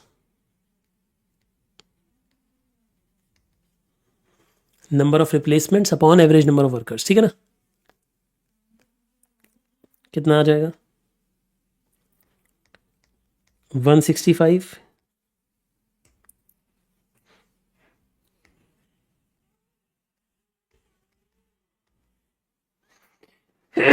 sorry 165 upon 1926 into 100, बताइए कितना हो गया?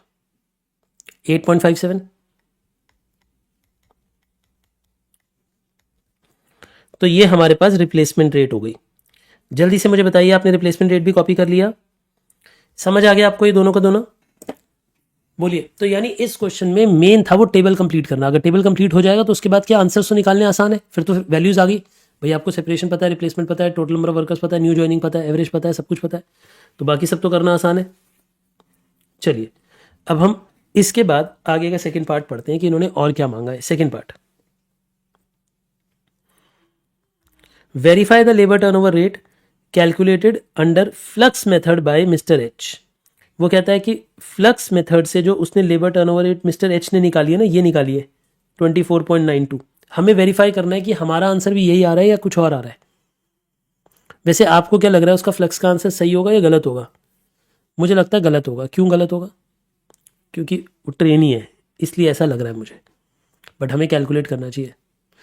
कैलकुलेशन के बाद बेटे डेसिमल के बाद अगर परसेंटेज निकाल रहे हो तो डेसिमल के बाद 2 डिजिट तक ठीक होता है। ठीक है जी। आइए इसका सेकंड पार्ट, यानी सॉल्यूशन नंबर 20 का सेकंड पार्ट देखिए। Flux method. अब आप मुझे बताइए कि फ्लक्स मेथड से लेबर टर्नओवर रेट कैसे आती है?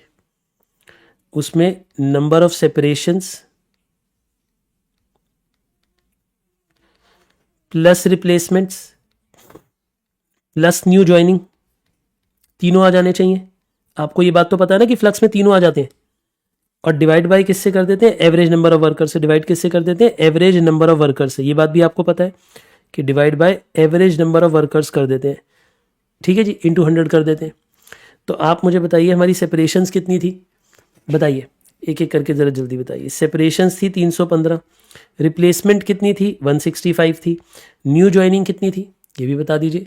1686 न्यू ज्वाइनिंग थी, अपॉन कितना था? Average number of workers. Average number of workers था 1926 इंटू 100। तो हमारे हिसाब से ये आंसर आनी चाहिए इतनी, जबकि मिस्टर एच ने कितनी निकाली थी? बेटा हमारे हिसाब से फ्लक्स रेट बनता है इतना, जबकि फ्लक्स रेट कैलकुलेटेड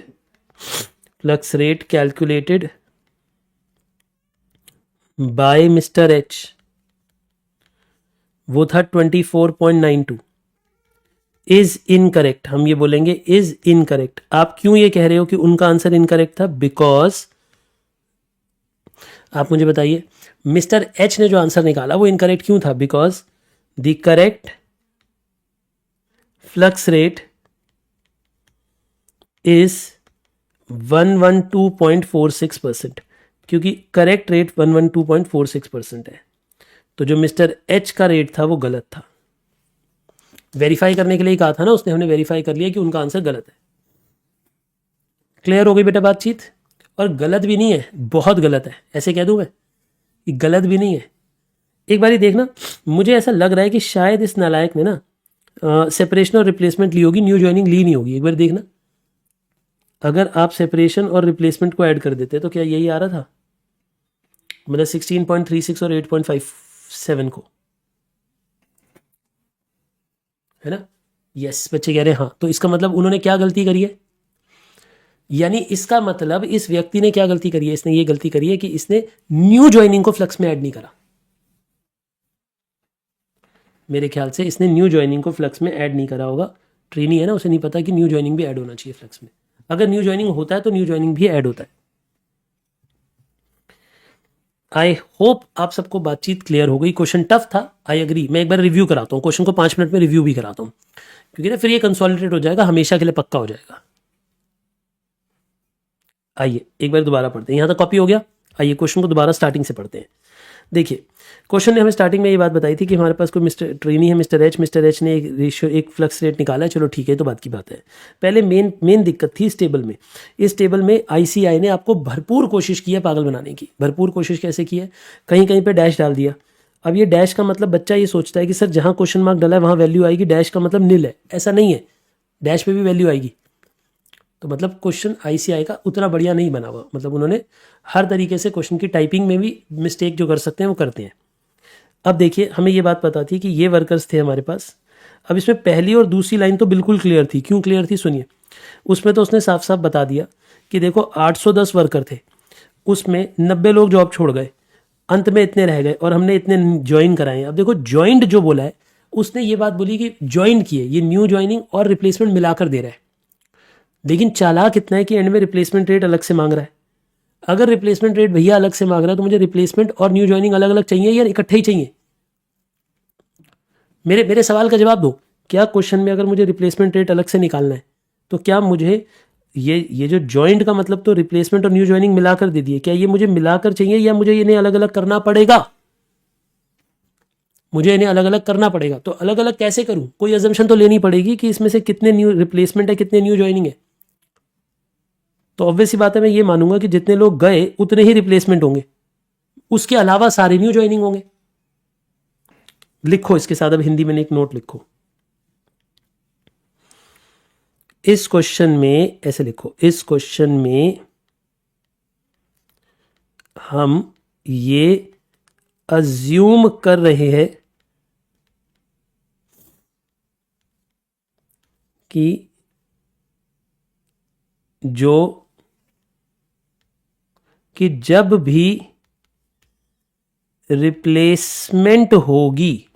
जब भी रिप्लेसमेंट होगी वो सेपरेशन के बराबर होगी,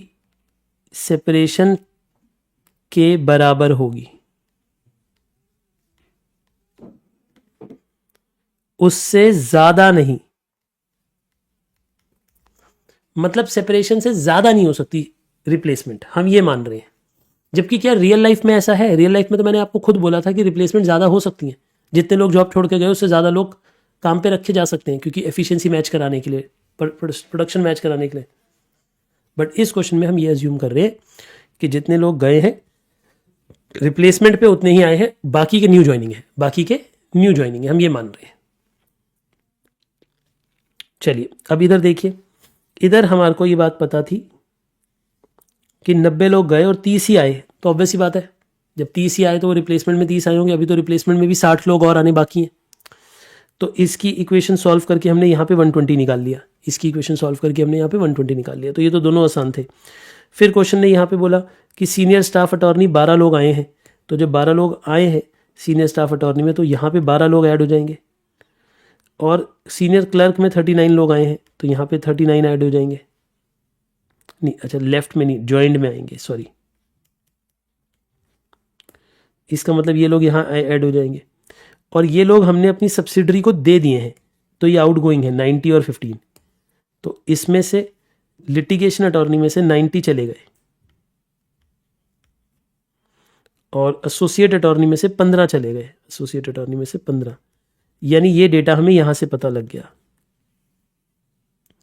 मेरी बातें क्लियर हो गई आपको? मतलब ये हमारे पास सब्सिडरी से आए हैं, जब आए हैं तो हमारे पास ज्वाइनिंग होगी, मानेंगे कि हमारे पास नए एम्प्लॉय आए हैं, तो हम इन्हें ज्वाइंट में ऐड करा देंगे। और ये वर्कर गए हैं हमारे पास से, आउट गोइंग है, टू सब्सिडरी मतलब हमने सब्सिडरी को दे दिया ये वर्कर, तो हमारे पास से ये लेफ्ट हो गए। फिर उसने कहा टोटल नंबर ऑफ एम्प्लॉय 1158 थे ओपनिंग में, तो ओपनिंग का टोटल 1158 पता है हमें। फिर हमें ये पता है कि इन तीनों की वर्किंग 332 है, मतलब ये 3x है, ये भी 3x है, और ये 2x है। अब इन्हें रेशियो से डिराइव कर सकते हो। और हमें ये बात पता है कि जितने लोग लिटिगेशन अटॉर्नी में थे, हमने ये डिपार्टमेंट ही अबेंडन कर दिया, अबेंडन मतलब बंद कर दिया, डिपार्टमेंट ही बंद कर दिया लिटिगेशन अटॉर्नी का। इसीलिए जितने भी लिटिगेशन अटॉर्नी थे वो सारे के सारे हमने सब्सिडरी को दे दिए, और हमने सब्सिडरी को लिटिगेशन अटॉर्नी दिए कितने हैं? 90। इसका मतलब हमारे पास थे भी 90, इसका मतलब हमारे पास थे भी 90। क्यों? क्योंकि हमने अपनी सब्सिडरी को 90 लिटिगेशन अटॉर्नी दिए हैं, और वो सारे के सारे थे, इसका मतलब थे भी 90। इसका मतलब ना तो इसमें कोई नई ज्वाइनिंग हुई है, ना ही अंत में आएगा कुछ, अंत में भी जीरो ही आएगा, क्योंकि जब ये डिपार्टमेंट ही बंद कर दिया लिटिगेशन अटॉर्नी का, सारे के सारे लिटिगेशन अटॉर्नी भेज दिए, तो अंत में ये जीरो ही तो बचेगा। क्या मेरी बातें क्लियर हो रही हैं? सेकेंड टाइम पढ़ते हुए ज़्यादा क्लियर हो रहा है कि नहीं हो रहा, जल्दी बताओ। अब ये भी हो गया। और क्वेश्चन ने बोला कि बस ये तो separate set of books maintain होती हैं। अब देखो एक बात बताओ, ये 120 डिराइव हो गया था हमारे से, तो अब एक बात बताओ, अगर ये पता है, ये पता है, ये पता है, ये पता है, ये पता है, और इनका टोटल भी पता है 1158, इन सब का टोटल भी पता है 1158, तो ये 3x 3x 2x जो था ये भी डिराइव हो जाएगा इन सबको टोटल करके, इन सबको टोटल करके 1158 आता है।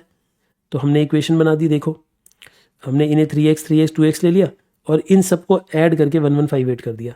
हमने कहा देखो इन सबको ऐड करके 1158 आना चाहिए, तो जब इन सबको ऐड करके 1158 आएगा, इस इक्वेशन को हमने सॉल्व कर दिया, तो हमारे पास x की वैल्यू 15 आ गई। अब x की वैल्यू 15 आ गई, तो ये 45 हो गया, ये भी 45 हो गया, और ये 30 हो गया। तो 45 45 और 30, ये तीन वैल्यूज आ गई। ठीक है जी। फिर उसके बाद तो क्वेश्चन में और कोई बात थी नहीं, बाकी जनरल नॉलेज की बात थी कि भैया देखो, अब ये मैं ज़रा रिप्लेसमेंट वाला कॉलम आपको समझाना चाहूँगा, सुनो अच्छे से सुनो। 90 वर्कर गए थे, तो मानेंगे कि 90 आए होंगे और बचे हुए न्यू ज्वाइनिंग होंगे। यहाँ पे 90 वर्कर गए थे, 30 ही आए हैं, तो अभी तो रिप्लेसमेंट भी पूरी नहीं हुई, तो न्यू ज्वाइनिंग तो ऑब्वियसली बात है जीरो ही होगा। यहाँ पे लीगल सेक्रेटरी 45 थे, एंड में 135 है, और 90 न्यू ज्वाइनिंग है, तो इसका मतलब कोई भी गया नहीं, कोई भी उनकी जगह नहीं आया, रिप्लेसमेंट नहीं हुई। यहाँ पे 6 के साथ ये 12 ऐड हुए तो 18 बन गया, तो ये मैच हो गया, इसका मतलब ये दोनों जीरो होंगी। 12 के साथ 39 ऐड हुआ तो ये 51 हो गया, यानी ये दोनों भी टर्म जीरो होंगी। लिटिगेशन अटॉर्नी तो हमने निकाल ही दिए सारे, जितने भी थे सारे के सारे सब्सिडरी को दे दिए, तो उसको इधर सब जगह जीरो आ जाएगा। बस फिर इन सब का टोटल करेंगे हम, और इनके जो टोटल है इनकी हेल्प से हम अपनी जो रेशियोज कैलकुलेट करनी है, जो रिटर्न्स कैलकुलेट करनी है वो करेंगे। मतलब इनकी मदद से हमने फ्लक्स रेट, रिप्लेसमेंट रेट वगैरह कैलकुलेट किया। ये ओपनिंग वर्कर है, ये सेपरेशन है, ये रिप्लेसमेंट है, ये न्यू ज्वाइनिंग है, ये क्लोजिंग है। ओपनिंग और क्लोजिंग से एवरेज आ जाएगी, बाकी सब कुछ आपके सामने है। ठीक है जी। एक बच्चा पूछता है कि ये कितने मार्क का आता है? अगर आया, मेरे हिसाब से अगर आया तो 10 मार्क का आएगा, उससे ऊपर नहीं आएगा। ठीक है जी। बोलिए, मेरी बातें आपको समझ आ गई यहां तक? चलिए अब आगे पढ़ते हैं, और एक क्वेश्चन पढ़ते हैं। क्लियर है ना बेटा यहां तक? एक बच्चा कहता है sir, why is it wrong to assume zero replacement? मैं समझा नहीं आपकी बात। आदित्य शुक्ला जी पूछते हैं sir, why is it wrong to assume zero replacement? मतलब आप ये कह रहे हो कि मेरी फैक्ट्री से जॉब छोड़कर लोग गए और सारे के सारे न्यू ज्वाइनिंग है, रिप्लेसमेंट कोई भी नहीं है, आप ये मानना चाहते हो? आदित्य शुक्ला जी, बाकी लोग ना इस बारे में कुछ सोचना मत, क्योंकि बेवकूफ़ी का डाउट है। मैंने पैसे लिए हैं तो मुझे तो जवाब देना है। आप लोग ये फालतू के सवाल को बिल्कुल मत सुनना। इस सवाल और जवाब को अगले 10-20 सेकंड के लिए अपने आप को म्यूट कर लो। हाँ बेटा शुक्ला जी, आपने मुझसे सवाल पूछा, sir why is it wrong to assume zero replacement. आप ये कहना चाहते हैं कि हम रिप्लेसमेंट नहीं माने और ये अज्यूम कर ले कि जितने भी वर्कर आ रहे हैं सारे न्यू ज्वाइनिंग है, ऐसा चाह रहे हो आप? बेटा सवाल का फॉलोअप क्वेश्चन तो भेजो, तभी तो मैं जवाब दे पाऊंगा। अगर आपकी ये अजम्पशन है कि हाँ सर ऐसे ही कहना चाहता हूँ मैं, तो मुझे लगता है कि आप गलत बात कर रहे हो। क्यों? क्योंकि अगर एक फैक्ट्री है, एक बिजनेस चल रहा है या कोई मेरी फर्म चल रही है, उस फर्म में से अगर कुछ लोग गए तो ऑब्वियस ही बात है वो लोग उनकी जगह पे पोजीशन रखूंगा। मैं अपनी फैक्ट्री बंद करके नए जगह थोड़ा लाता रहूँगा कि मैं नई पोजीशन ही क्रिएट करता रहूँगा। ये तो अजम्पशन ही गलत है। भाई आपका एक स्कूल था, आपके स्कूल में से 4 मैथ्स टीचर छोड़ के चले गए, 7 मैथ्स टीचर आए हैं, तो माना यही जाएगा कि पहले 4 तो उन्हीं क्लासेस को संभालेंगे जहाँ के मैथ्स टीचर गए हैं, बाकी 3 नए लाए होंगे आप नई क्लासेस बनाने के लिए। बेसिक अजम्पशन यही है भाई।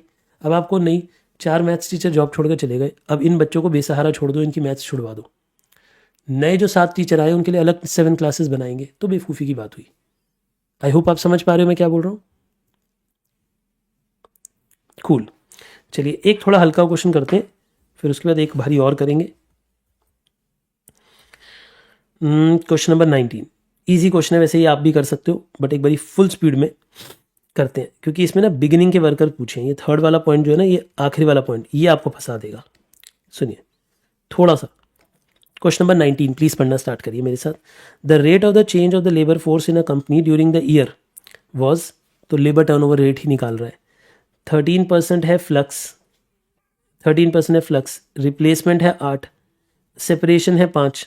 एक बात बताओ, इन दोनों को ऐड करके इसके इक्वल आ रहा है, तो इसका मतलब क्या इस कंपनी में न्यू ज्वाइनिंग है? आप मुझे बताओ, क्या इस कंपनी में न्यू ज्वाइनिंग है? नहीं है। कैसे पता चला no new joining?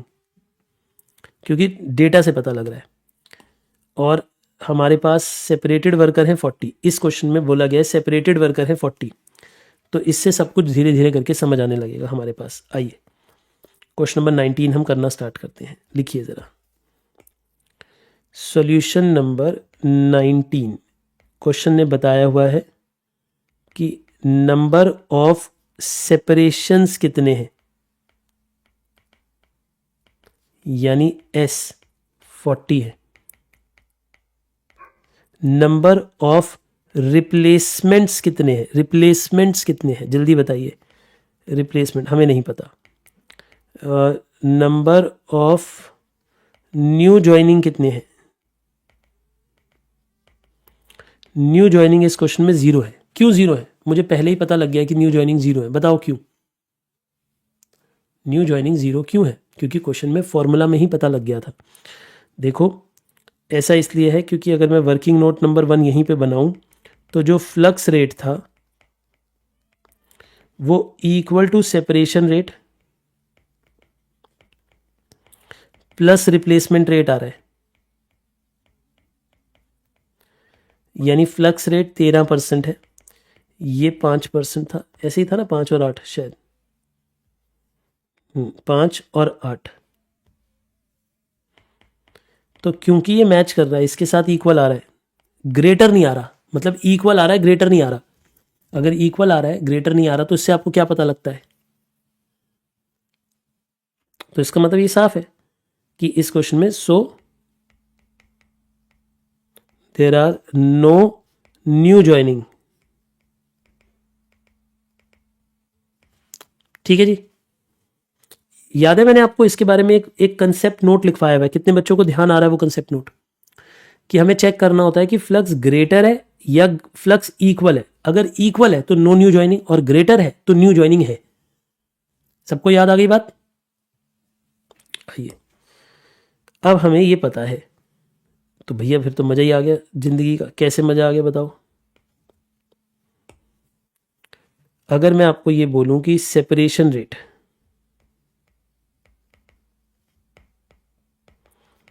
Separation by average into 100 के बराबर होता है, और सेपरेशन रेट 5% है, और सेपरेशन 40 है,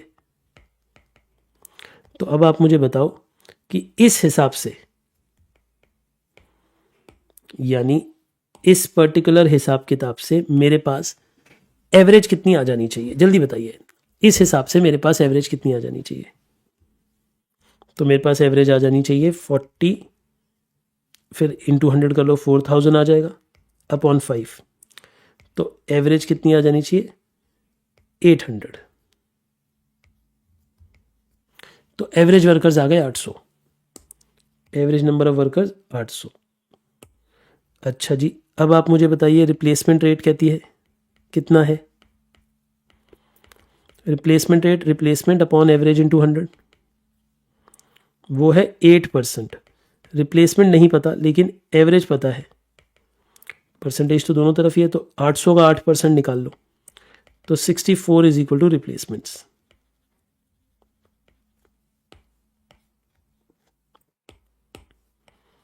हमें रिप्लेसमेंट भी पता चल गई। ठीक है जी, और क्या चाहिए हमें क्वेश्चन में?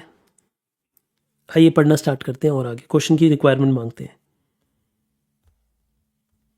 क्वेश्चन ने पहले बोला था कि मुझे बताओ average number of workers on the roll कितने हैं। यही फर्स्ट पार्ट है हमारा, तो ये मेन सॉल्यूशन है।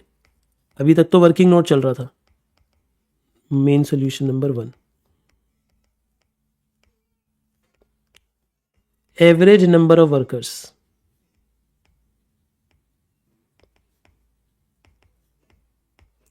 Average number of worker 800,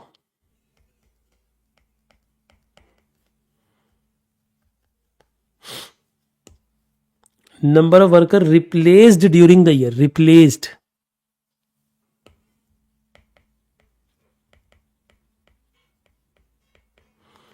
replacements during year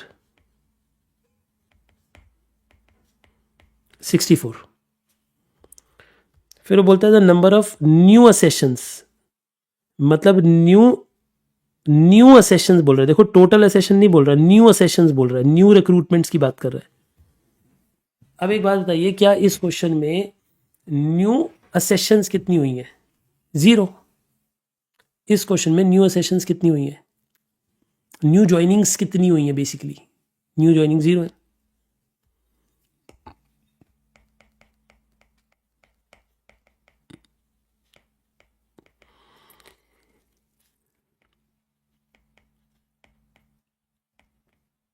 new joinings due to expansion यानी NJ 0 है। फोर्थ पार्ट है इसका कि भैया मुझे ये बताओ number of worker in the beginning कितने थे। ये इंपॉर्टेंट है, यानी अगर आपने कुछ रिवाइज करना है ना इस क्वेश्चन में, तो ये वाला पार्ट रिवाइज करना है। ये पार्ट अटकेगा आपका एग्जाम में खुद से जब आप करोगे, अगर आप रिवाइज नहीं करके गए तो। वो कह रहा है बिगिनिंग नंबर ऑफ वर्कर्स बताओ, बिगिनिंग वाले वर्कर्स बताओ। एक बात बताओ, बिगिनिंग वाले वर्कर्स कैसे आते हैं? ध्यान दीजिए, अब इसमें मेहनत करनी पड़ेगी आपको फोर्थ पार्ट के लिए। अब आप पहले लेट करो,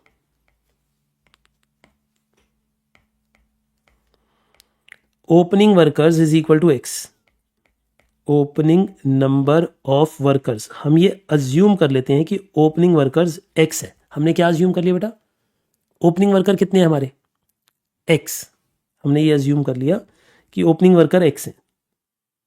ठीक है जी, अगर इसमें से सेपरेशंस माइनस हो जाएं, सेपरेशंस कितनी थी? 40 थी ना। और अगर इसमें से रिप्लेसमेंट्स ऐड हो जाए, क्योंकि रिप्लेसमेंट वाले वर्कर आ गए हमारी फैक्ट्री में, तो अब आप मुझे बताइए कि क्लोजिंग नंबर ऑफ वर्कर्स कितने होंगे? क्लोजिंग नंबर ऑफ वर्कर्स कितने होंगे? x + 24,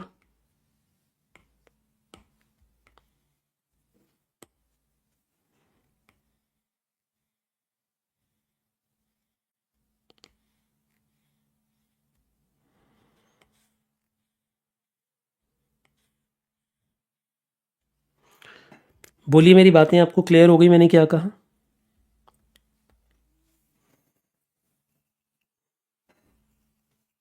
बोलिए हाँ या ना। मैं रिपीट कर देता हूं, opening number of workers x हो गए, closing number of workers x + 24 हो गए।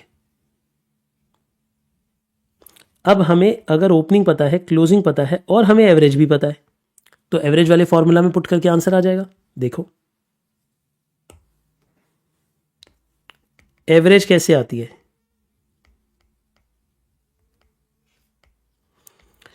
एवरेज नंबर ऑफ वर्कर्स आते हैं जब opening plus closing divided by 2 हो। तो 800 कैसे आएगा, x प्लस 24 डिवाइडेड बाय 2। अब इधर मल्टीप्लाई कर दीजिए, आपके पास 1600 आ जाएगा, इज इक्वल टू 2x प्लस 24 आ जाएगा। इधर माइनस कर दीजिए, 1600 minus 24 is equal to 2x। समझ आ रहा है आपको मैंने क्या कहा? कितना आ रहा है बेटा इसे माइनस करके? x इज इक्वल टू 788 आ रहा है, बच्चे बता रहे हैं x is equal to 788। So opening number of workers कितने हो गए? So opening number of workers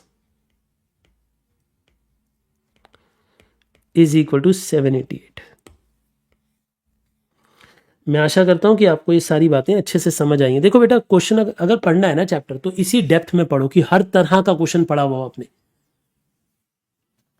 ठीक है ना बेटा। इस क्वेश्चन में ना असेशंस जो है, देखो असेशन, खाली वर्ड असेशन बोला जाए तो उसका मतलब होता है रिप्लेसमेंट भी और न्यू ज्वाइनिंग भी। बट अगर न्यू असेशन बोले, न्यू असेशन मतलब नए वाले लोग कितने आए हैं, न्यू ज्वाइनिंग कितने हैं, तो वो जीरो है। क्यों जीरो है? क्योंकि वो हमें क्वेश्चन की स्टार्टिंग में ही पता लग गया था। कितने बच्चों को क्वेश्चन की स्टार्टिंग में ही पता लग गया था कि न्यू ज्वाइनिंग जीरो होंगे? वो तो भैया क्वेश्चन को पढ़ते ही लाइन में ही क्लियर हो गया था।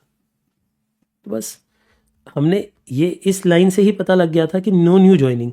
तो क्वेश्चन ने यही पूछा है कि एवरेज कितनी है, रिप्लेसमेंट कितनी है और न्यू ज्वाइनिंग कितनी है। न्यू ज्वाइनिंग देखो, आपको ना अगर कंफ्यूजन है, मेरी बात को समझना, मैं इधर आपको एक चालाकी बताता हूँ, जैसे आईसीआई चालाकी करता है आप भी करो, ठीक है ना। अच्छा एक बात, आपके घर कोई अंकल आए, बड़े स्ट्रिक्ट अंकल हैं जो हर बात पे कमेंट कर देते हैं, बहुत तगड़े अंकल है ना, और आप उन्हें कुछ कह भी नहीं सकते। वो आए और उन्होंने कहा बेटा पानी पिलाओ, तो क्या करोगे? अब आपको पता है ठंडा पानी लेके जाऊंगा तो बोलेंगे गर्म चाहिए था, गर्म लेके जाऊंगा तो बोलेंगे कि ठंडा चाहिए था, है ना। अब या फिर गर्म ठंडा दोनों ले जाऊंगा तो बोलेंगे कि मुझे तो एवरेज चाहिए था। तो ऐसे अंकल जब आए बेटा, तो एक काम करो, एक गिलास गर्म पानी, एक गिलास ठंडा पानी और एक खाली गिलास ले जाओ। अब अंकल की बोलती हो जाएगी बंद। भाई गर्म चाहिए गर्म पी ले, ठंडा चाहिए ठंडा चाहिए, एवरेज चाहिए खाली वाले में, दोनों में आधा आधा डाल देता हूँ, ये ले पी ले, बात खत्म हो जाएगी ना।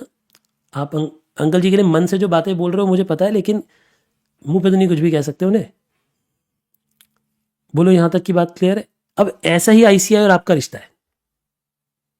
अब वो कह रहा है न्यू सेशन बता दो, अब बच्चा कह रहा है भाई तेरा क्वेश्चन ही गलत है। असेशन वर्ड का मतलब होता है रिक्रूटमेंट प्लस न्यू ज्वाइनिंग दोनों मिलाकर, ये न्यू असेशन कौन सा वर्ड है? ये क्वेश्चन ही गलत है। मन से यही आवाज आ रही है ना आपके, लेकिन हम उन्हें कुछ कह तो सकते नहीं। तो ऐसे में सारे आंसर लिखाया करो। जैसे देखो, अगर आपको कंफ्यूजन लग रही है ना थर्ड पार्ट में, तो आपने लिखा new joining due to expansion 0, है ना। रिप्लेसमेंट्स कितने हैं? R64। सो टोटल असेशंस कितनी है? आप देख रहे हो हम वर्ड क्या बोल रहे हैं, टोटल असेशन। असेशन मतलब मैं टोटल बोल रहा हूं। 0 प्लस 64 यानी 64। मैंने भी अब भैया तीनों ग्लास पानी के रख दिए, जो पीना है पी ले। बात को समझो, आप भी चालाक बनो ना। वो क्वेश्चन घुमा कर दे रहा है बच्चा, पता किस बात में? हमारा बच्चा जो बेचारा है इंग्लिश बहुत ज़्यादा कमजोर है उसकी, उसे इस बात से डर लग रहा है सर आपने कहा था असेशन का मतलब होता है कि उसमें रिप्लेसमेंट और न्यू ज्वाइनिंग दोनों आने चाहिए। अब इस क्वेश्चन में न्यू असेशन लिखा है, इसका क्या मतलब है? न्यू असेशन में मतलब वो न्यू ज्वाइनिंग जानना चाहता है खाली। वैसे तो इसका आंसर 0 होना चाहिए, न्यू ज्वाइनिंग 0 है, बट फिर भी अगर आपको डर लग रहा है तो आप तीनों बातें लिख दो कि न्यू ज्वाइनिंग 0, रिप्लेसमेंट 64, तो टोटल असेशन 64, बात खत्म। आपको क्लियर होगी बेटा बात? आपने उन अंकल के आगे कितने ग्लास रख दिए? 3। बस एक गर्म पानी, एक ठंडा पानी, एक खाली, वही हमने काम किया इनके आगे। आईसीआई, जहां आईसीआई के आगे फंसते हो ना, सब कुछ लिखा है करो, अपने आप चेक कर ले भैया जो करना है।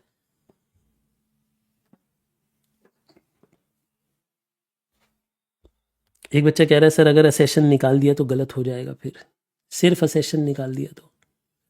देखो मेरी एक बात को समझो, जो एग्जामिनर है ना, देखो ना तो मैं भगवान हूँ, है ना सृष्टि का रचयिता मैं हूँ, है ना। तो मुझे कैसे पता कि वो जो बंदा चेक करने आएगा पेपर, वो क्या सोचकर पेपर चेक कर रहा है। इसलिए मैं कहता हूँ कंप्लीट इन्फॉर्मेशन दे दो। जहाँ भी एम्बिग्विटी है, जहाँ भी एम्बिग्विटी है वहाँ पूरी इन्फॉर्मेशन दे दो, अपने आप चेक कर लेगा जो करना है। जैसे अगर वो बोल रहा है कि एवरेज बताओ, तो इसमें तो एक ही आंसर हो सकता है। जब वो बोल रहा है रिप्लेसमेंट बताओ, तो एक ही आंसर हो सकता है।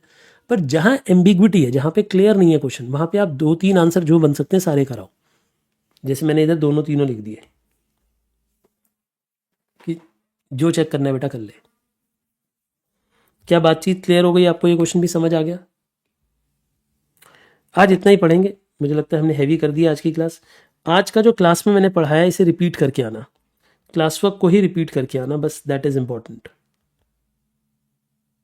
और क्वेश्चन नंबर 23 आपका होमवर्क है, 23 होमवर्क है, ठीक है जी। बस 21 22 मैंने खुद कराने अगली क्लास में, इतना तक आप पढ़ के आइएगा। ऑल राइट, टेक केयर बेटा।